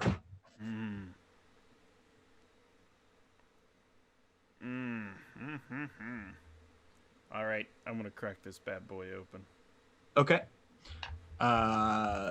This is a level 6 door. Cool. I have tools that act as an asset, and I have training in infiltrating through stuck doors. Would this be might or speed? This is intellect. gonna. What's up? I said might, speed, or intellect.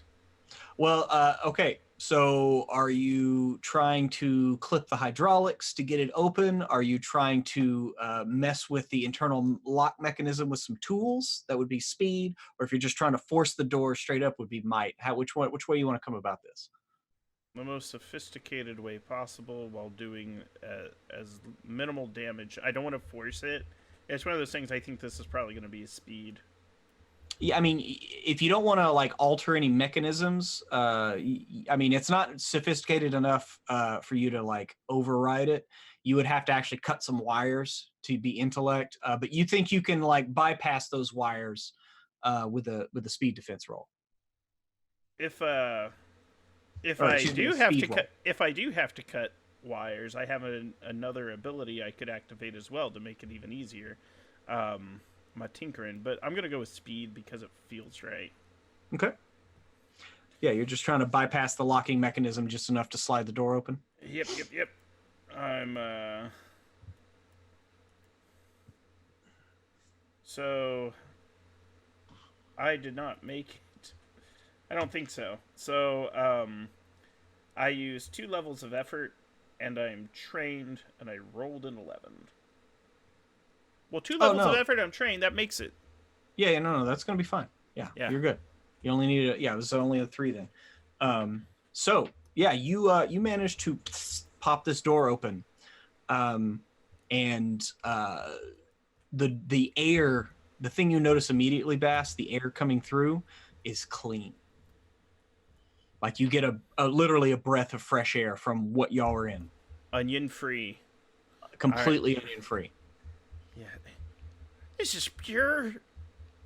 This is pure snow. No, everybody take a whiff. Let's all do a line. What? Yeah, it's just kind of like, this is ozone, and it's like, woo, this is great. This is fresh, clean oxygen. And I'm gonna poke around inside, see if there's any super soldiers waking up that are going to gun me down. Okay. Yeah, you managed to get this door the rest of the way open, and it actually, what it looks like is part of the captain's quarters, or like a state's quarters. It does look like the back half of the room was like rended off and intersected by a completely other piece of large, like you're not sure. It kind of looks like the bottom of like an ocean going vessel. It's very odd, like the keel of it, but the way in which it rendered it actually like sealed the room still. So the air processors in here have kept the air pretty clean, and they're still running right now. So but yeah, you kind of go in and there's a bed there, and it looks like it was like slept in recently. And not made. Well, not made, you know. Hello. All right, so air processors running. Mm-hmm. Unmade bed. Yep. Any dust on the floor, or is it relatively clean? It's relatively clean. There's a little dust by the entryway. Like you're right now. This is your look, just kind of looking in the room as you step in. Right at the floor as you come in, there's a little dust, but pretty quickly moving in, there isn't. You see a couple of pairs of shoes on the right side taken off. But the floor inside looks pretty clean. Any written journals or electronic devices around? I'm kind of searching around, see if I can find any records that may have been kept in this room. Yeah, you're moving into the room now? Yes. Okay. As you move into the room, it kind of opens up on your left here. You were just kind of like looking in, and the back part was kind of cut off there. So basically what you have is kind of a bed in the very center. It looks like there was part of more to the room, but that's gone now. Off to your right, it looks like there's a little like a lavatory and maybe a doorway to like a standing shower kind of thing. And then when you come into the left, there's looks like an area where there's a desk. And you see a couple of like kind of glass slats that are right now. There's no light or anything emitting from them, but you know like a data tablet when you see one. But there's a couple of them on the table. Chair just sitting there, kind of open. I want to see if I can activate a tablet. Okay. You're moving into the room, across the room, and moving to activate a tablet. Tentacles from under the bed grab me. I'm dead. I mean, do you want to make a perception check for me, or no? I should, yes. Okay. I am excellent at finding hidden things. Yeah, just tell me how hard you're perceiving right now. Well, I'm trained, and I rolled a 15. So that's an 18. Yeah. So here's the thing. You're like walking through the room and looking around, and Bass, you're really good at seeing things, like particularly in the dark too. Particularly in the dark, and there's not a lot of light in this room. There's a couple of little spots of light. One by the desk that maybe looks like a very small nightlight. But you're walking over to the desk, and it's one of those things where you're like looking around and you don't see anything, but you swear like it's just one of those things where did you hear a breath? Did you feel a breath? Like you get the feeling that there's someone in this room with you. Invisible zenith. Draw my sword and stab him in the gut. No, Roll a d6 to see what direction you stab. Or, only I'm sorry, way. d8. Yeah. So I'm going to speak out. Reveal yourself, Q. Sorry. It's Star Trek. It might be Q. But yeah. I'm kind of calling out. Who is there?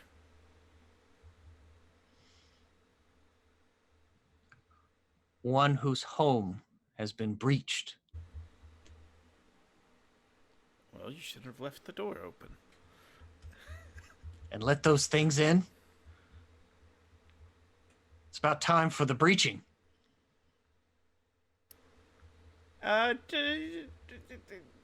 We have not met each other on proper terms yet. Who might I be speaking to? I am Bas Lafontaine of Aru. You're one of them. One of them. I see you're not racist or prejudiced in the bit. So, you know. Thank you for being so open-minded. I bet you have good suggestions for me on how I should live my life on Twitter. Then No. I mute them. No, sorry.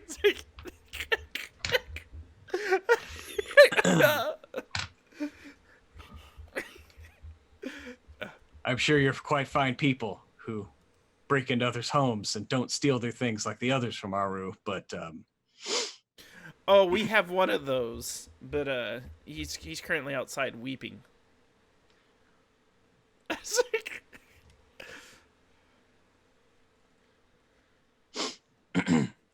so what are you doing in my home? You never asked. You never answered, excuse me. Trying to find my pet. It came down this way. Maybe you've seen it. Well, I don't think it forced its way through my door, but Could have slipped in. I guess it could have. Let me look around this one room. Nope, don't see it. So now we're still back to square one. Well, not to be contrarian, but I think we've moved several squares past square one, seeing how you know my name, you know my location of origin, list of different girls that have broken my heart, secrets of the Matrix.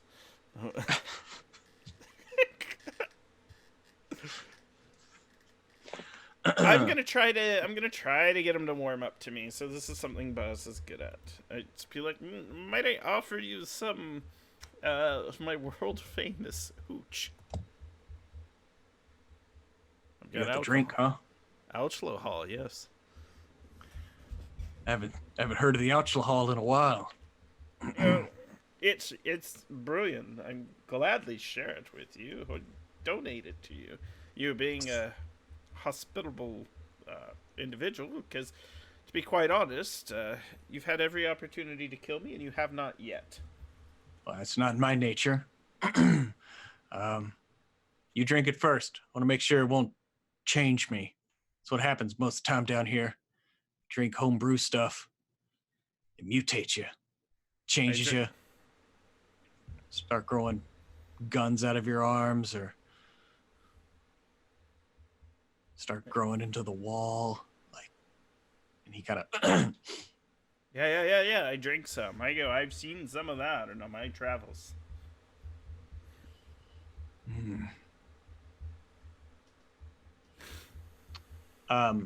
Bass, you were kind of looking around, and just from one corner of the room near the desk, literally about 6 feet up on the wall, you just see someone move as they kind of move their hands out and slide down the wall to the ground. But their skin and everything, it looks like they're not wearing much clothing at all. You see their skin blending to the wall itself. Even in your kind of dark vision, you see their skin kind of shimmer and change as they move away from the wall. It's almost like a chameleon, kind of shimmer and change back to its normal kind of a darker brown color. As this guy kind of walks forward. Name's Locutus. are Locutus of Borg. That's no. actually my brother. Yeah, I let him know. It is an honor and pleasure to meet you. The drink is yours. If you'd like to meet the others, we are, well, mostly young people, a child, and an elderly bedwetter. Interesting.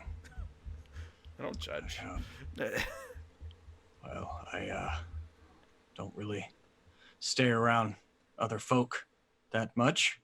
I found it usually pretty. And you kind of see him like as he's walking. It's a thing where it's like it's not a voluntary thing. Bass, notice immediately like he's barefoot, and wherever his foot steps, whatever it steps on, his foot starts to adopt the color that he's touching. Right, and so you've heard of mutants, you've heard of those that have been altered in some way, and certainly with his earlier comments about it changing you, this hermit just he kind of takes a sip and he's like, that's good stuff. I haven't had that in a while since before here.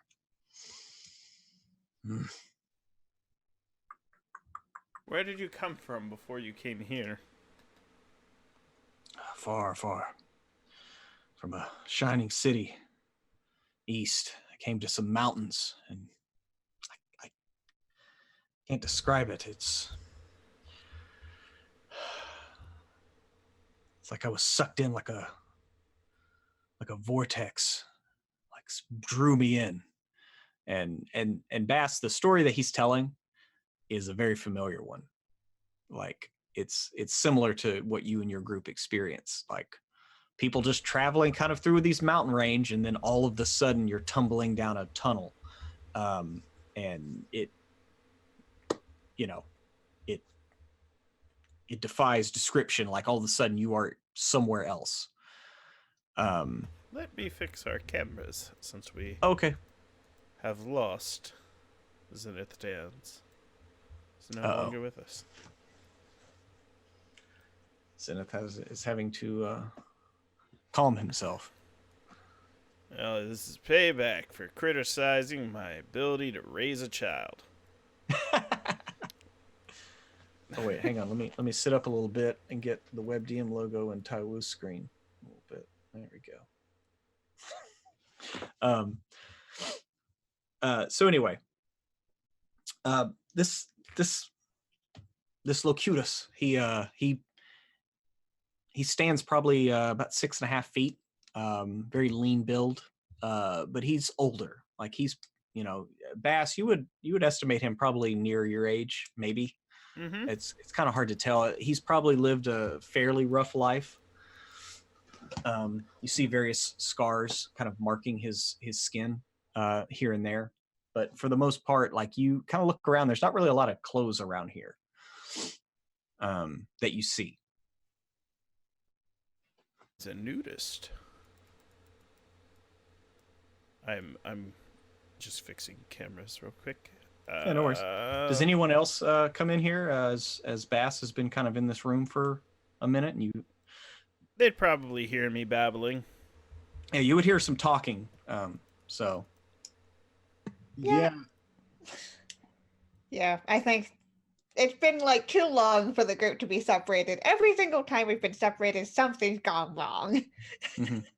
Well, I mean, gone wrong or gone right?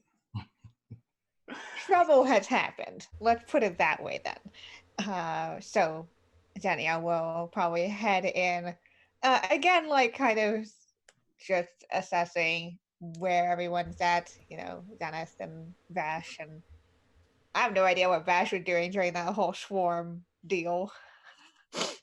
I mean, if you if you want to see the flashback as the camera cuts back to him, Yeah. He's just about to hop out when the swarm comes out, and he just kind of like steps back and just kind of sits there and watches the whole thing, and he waits for it to go by, and then he kind of just drops down. She's giving him the cold shoulder. Just left left her and the kid to deal with. Mm-hmm. That's stranded in the middle of it, so she's not happy with him. Yeah. Well, right now he's got one foot up on a uneven piece of scrap, almost like a log, tending a little bit of a fire. Yeah. She'll definitely like at least give him a glance to make sure he's still there and still doing whatever she thought he was doing before following where the sound of Bass's voice is. Yeah, it looks like he's pondering the flames. Okay. Lady in Red reference. I mean, it's for such a vapid character. I mean, he's probably just doing it because it looks like he's thinking deeply. He's just kind of doing this until somebody says something. This is how I do a two-dimensional character. It's very meta. Clearly. Yeah. So she's just gonna walk over to where Bass is and just kind of is the door open? Yeah, the door is ajar. And if you come up there, like you'll kind of see like a taller gentleman. He's like coming over. He was about to shut the door as Bass is talking to him. Yeah. I think Jenny will just kind of lean and just wave. Hi. Is everything okay in there? Is Bass in there? Yes. Yes. Cool. And everything's cool? I believe so. We're just sharing a drink. He, was invaded my home, but we've discussed it and we've come to terms. So I think she's gonna like kind of peer to see if she can see Bass at all. Yeah, Bass. Yeah, he's in there. Yeah. I came in completely uninvited, violated his personal property, and interrupted his private engagement. I am completely and totally 100% in the wrong. And you're having a drink together. Yeah. I assume it's his way of saying I'm sorry.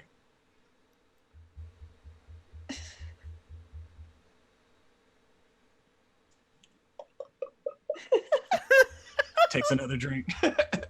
Yeah. I think Jenny is just like, okay, things seem to be fine. Do you want some? I mean, shall we share? And he hands it back. It's like halfway empty. I mean, like he's drank like half of your hard hooch, and he's still standing and not even like swerving. I figure he's like the Tin Man from Wizard of Oz. We should take him with us. This is going to be great. Yeah. Jenny will hold out her hand to take a sip if Bass Yeah. Sure.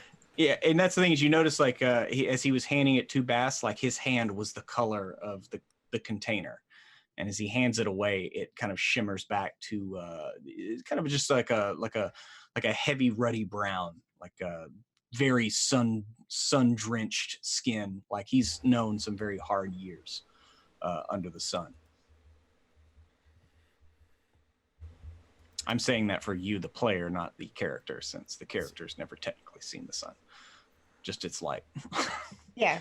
Okay. So, so I think that she's just like, okay, well, Bass seems to be fine.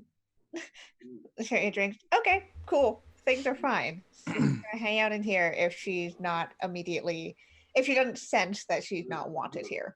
Yeah, you don't get that sense at all. He's just walking around. Now that there's more people in here, you see him kind of like look around and kind of just go over and straighten the bed a bit, and then just kind of be like, shake his head. You're lucky that you showed up after the release there. We were here for that. Yeah. Yeah, we were kind of there when it happened. Oh, we're fine. I always stay locked up until it's done, and then, Yeah, it's a decent source of protein, even though it's a little gross. Those husks. Yeah, we didn't exactly plan to be here when it happened, and then it just did. Like the rinds of a watermelon. Yeah, it doesn't taste too good, but still get something out of it. Yeah, 100%. It's kind of gross. I'm Xenia, by the way. Hi, Locutus. from elsewhere. Cool. So you've been here for a while then, I'm guessing? I don't know. I don't know when. Yes, I want to get home. I'm trying to get home, but just living is hard enough. You know how it is out there. A little bit, yeah. Yeah. Yeah. Tai Wu has a moment where he kind of like shakes out of just staring at the cocoon, Mhm. and he heads in the direction where everybody else is. Smile on his face, so much happier than he was from before. Almost at a hurried pace. You know, he's coming in. He's like, he sees Bass, and then Zinni, and he's like, she's going to be hungry. She's going to be hungry when she gets done. So we have to find some food. Water, no wires, and everything. Yeah, this place looks perfect for wires. Maybe we can. And then he's just gonna go through everything. Oh no, Jenny's gonna lean over and like, hoist Okay. the kid. Okay, so here's the thing. When Tai Wu comes in, first thing, like, Locutus kind of looks down. He's like, oh, and then you see him like look at Tai Wu's arm, which is still this big metallic contraption, and his eyes go a little wide, and he's like, what is that? What has he been infected with? What did you bring in here? He's not infected. Jenny He's taking Tai that moment Wu. to like grab Tai Wu and be like, nope. He's not infected. He's Tai Wu. No, have you touched the liquid metal? Have you? Is that bonded? And he's still like getting upset. Like, It's a toy. Tai Wu, show him you can pop your arm in and out. That ain't liquid metal. He's not infected. You're infected. Not infected, is he? Oh, he's talking about Retrivius, right? And he's gonna take his arm out of the other arm, with whatever.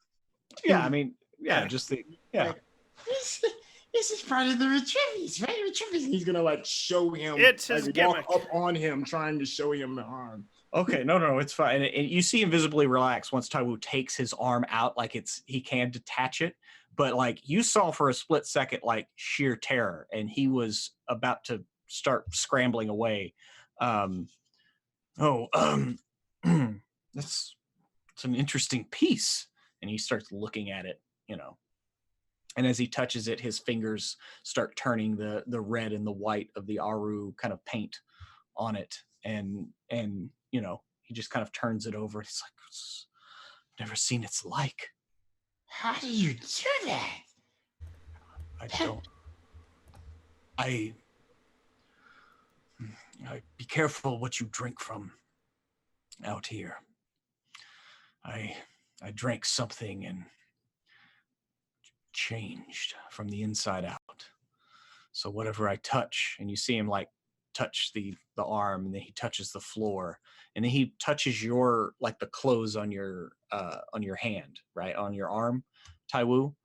And each time, like the texture and color change. Like even when his hand is on your cloak, like it almost blends perfectly in as his skin kind of just changes appearance, like almost immediately. That is really cool. Do you have any more? No, it's everywhere. It's in the vines. You seen the vines? Have they attacked you? It's in the walls. It's in the moss. You have to be careful. It could be anywhere. It can change you. And Tai Wu, you do remember, like, if you remember y'all's first excursion down here, you got attacked by those vines and you cut one and you felt it. You had to you had to make some might rolls, and you managed to make them, but you felt like a burning as some of this greenish ichor kind of splashed on your skin. Mm-hmm. It's like, yes, it's a mutagen. I don't know why it's everywhere, but it is. And it's not that. It's the metal.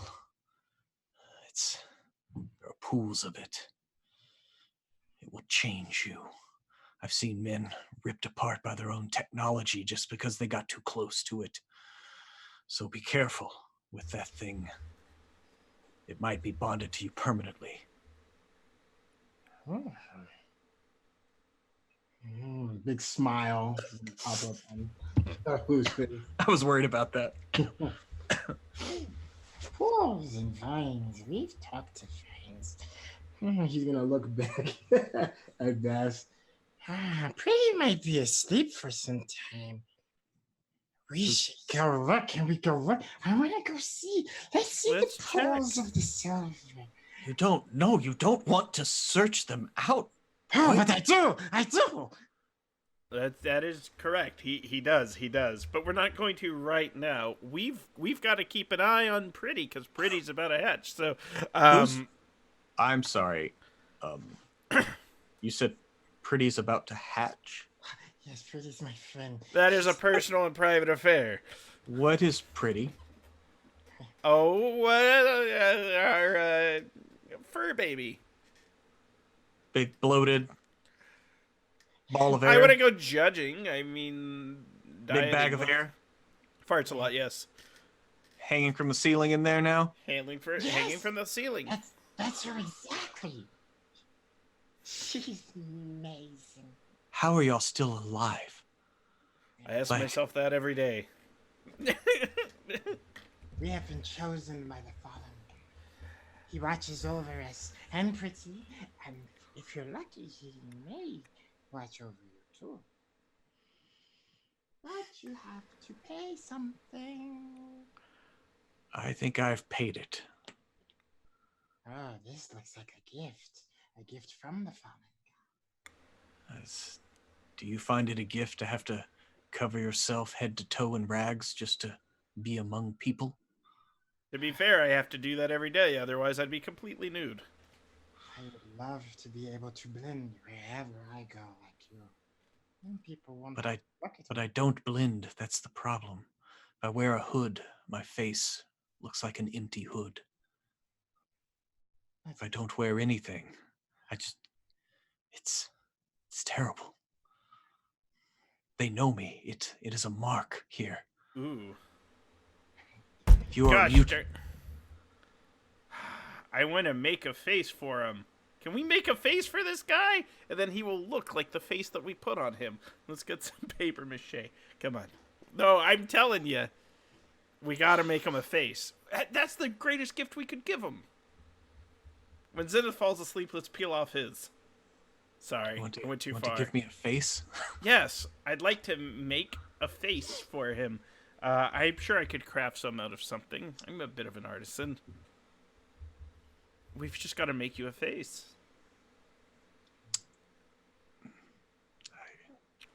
You're Not sure what we would make it out of. And that's when Tyree was like, "You can always borrow my face," and he starts unraveling, even revealing his face, starts handing these ragged, disgusting, nasty rags towards him. I'll trade you. Oh. Little one, you can keep your face. It is beautiful. All right. So, our options are those husks. You can, like, carve out, like, almost like a Jack Pumpkin head, like a jack-o'-lantern. Yeah. Well, I mean, there are the shed skins out there. Yeah, Like- I think... Pruitt, I want to try my darndest to make him the best face that I can. Okay. Well, we'll call this. What do you think? Is this more of a? Do you approach your craftsmanship more This is mentally or intelligence. manual Yeah. dexterity? Pure. Ooh, that's a difficult question. Because you caught me in my lie. I was gonna be like, oh, it's all intellect and technique. Not true at all. I have 3 art degrees, but I'm the only one that can't draw in the family. So let me. I'm gonna go with the dexterity, and gosh darn it, I'm gonna put my last little bit of effort in there. Okay. So To the point yes, where I'm gonna be honest, I'm going down to impaired. Wow, And you're first time it literally doesn't- putting your blood, sweat, and tears into this face. I think it's poetic. Okay. So No. that's what's gonna happen as a result. I can get a rest. I'm gonna end up dying carving this guy a face. Well, remember, at the end of this, you'll have your 10-hour rest. So. Yeah. So I'm putting that effort in. I may have an asset. Not really. I could give him Vash's face. What I was hoping is you'd be like, Grant, this is your follower, so it's like Vash has been tagging along, really as a double agent. But I mean, I rolled a nat 20. Photo of that. Okay, so here's the thing.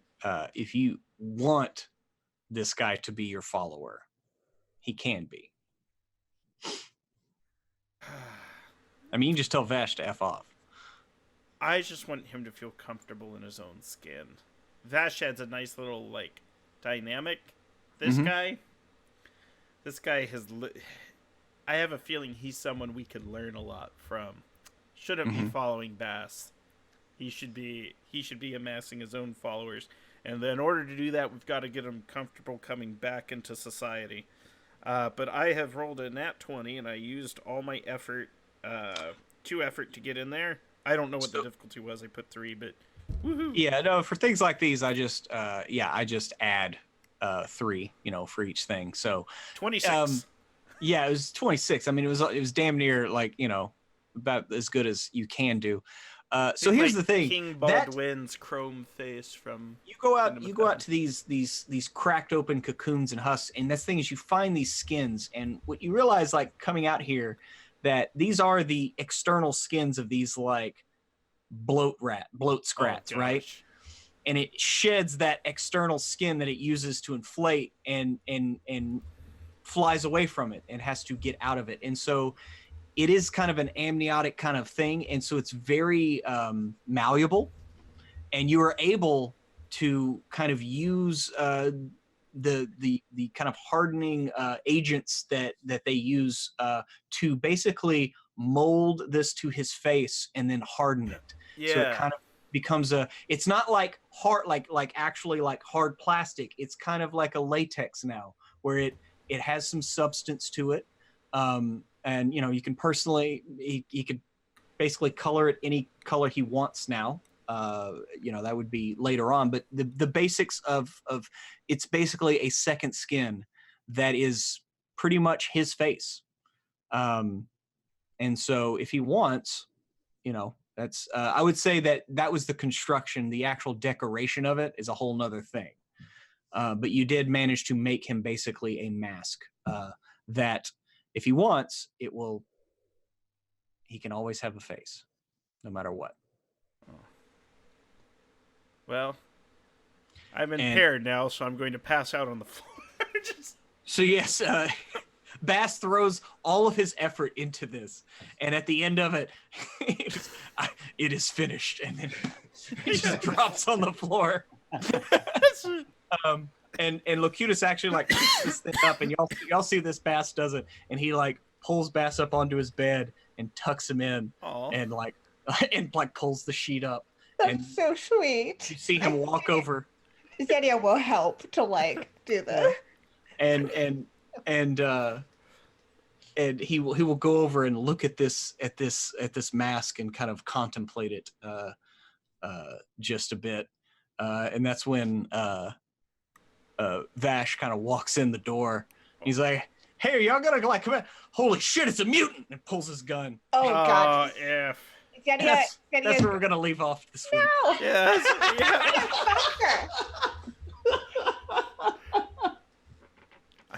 I hope Xenia kills Vash and we keep the mutant as the new follower, because that's the rule. If my follower dies, another one just shows up. So that's where we're gonna leave off as Vash. And that's the thing is, like, Xenia, you saw him practice this like 8 times. He whips that pistol out in a perfect motion, left arm flared out wide. He's got a perfect stance, and he's all leaning forward, intimidating as hell. Oh. What a way to put it together, man.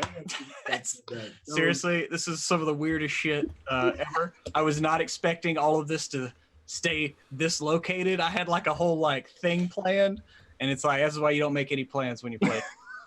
Like, Yeah. Especially with this group, Pruitt. God. Have you not learned? Here's my thing. The second I don't plan something, y'all are gonna be like, all right, we're gonna go this way, and I'm just gonna be like, but you know, so that's why I just roll up some encounters. I have basically close around, and I have a thing in the distance is the way I've kind of plotted it out. It's just like, hey, you notice this thing. So it's worked so far. But yeah, we're gonna just leave that there. So hopefully Zenith Dance can contribute next week for that because Emma had to take care of Trogdor. He was burninating. Yeah, poor Trogdor. But that's gonna happen. So let's get around everybody, see everybody enjoyed it, and then we'll cash out of here and call it a night. Trey, how you feeling there? As pretty I don't know. I mean, what's up, man? You grossed out yet? I've tried to make this thing as gross as possible, and you still keep coming back. So I had no idea what the Freddy Pretty was gonna be, man. All I kept seeing was Atreyu, man, and that damn horse. mm-hmm. So please don't take my pretty away, please.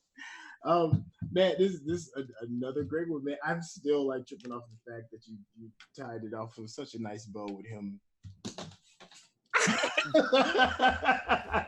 That's great. I just really love that. You hit the nail on the head, man. The beauty of it is that you have no idea what's going to happen and who's gonna say and do what.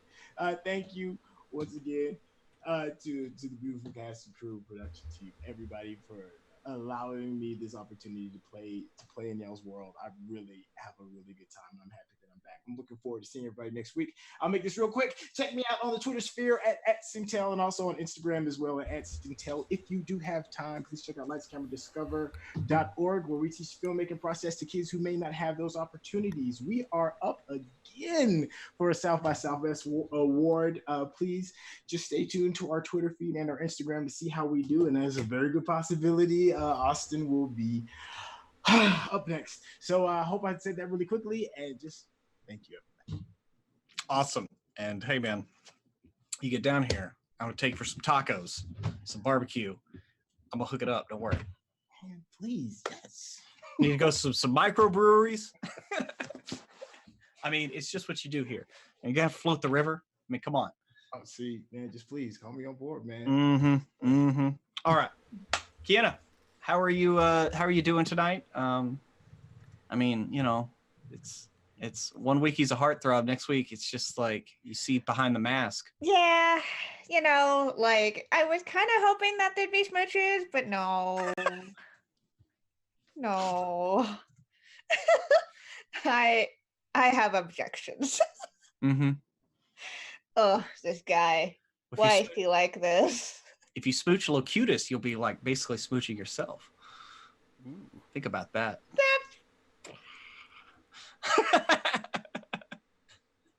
But it'll be like tall and small you because he's like 6'5". Yeah, he's like 6'5". I mean, there's that. Yeah, and Jenny and I are about 5'2", so.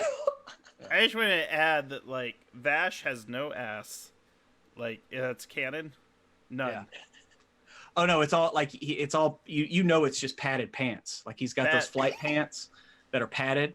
Padded dancing, no rhythm. Oh no! Yeah.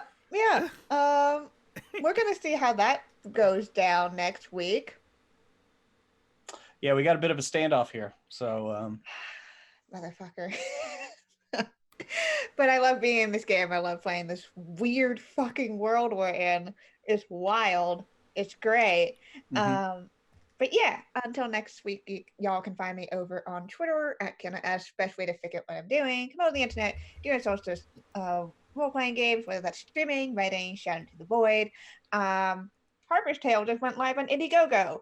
So that's the crowdfunded for charity D&D anthology, which is basically a whole forest adventure from level 1 all the way through 10, with a whole bunch of really awesome writers who are doing each chapter. I get to be writing one of those chapters, so it's super exciting.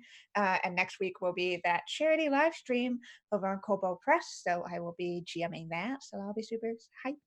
But definitely go and check out the Indiegogo, where you can get a copy of the adventure for yourself, and all net proceeds will be going to Friends of Kids with Cancer to help support kids who are fighting childhood cancer. It's super awesome stuff. So yeah, that's what I'm doing. Awesome. Yeah, doing lots of good stuff. And Grant. Hey, everybody. Had a lot of fun tonight. A lot of shenanigans. I enjoyed making a face there at the end. This is the first time I've dropped down to being impaired in a Cypher game and, playing in almost 2 years. I figured it felt dramatically appropriate. And then I rolled a nat 20 on that, too. So it was like, that is my masterpiece. Yeah, I don't know why I fell in love with that NPC. And I don't mean, like, romantic, but it's like, what would you describe? You can't go to society. It's like, no. We will find a way to make you feel comfortable. Mm-hmm.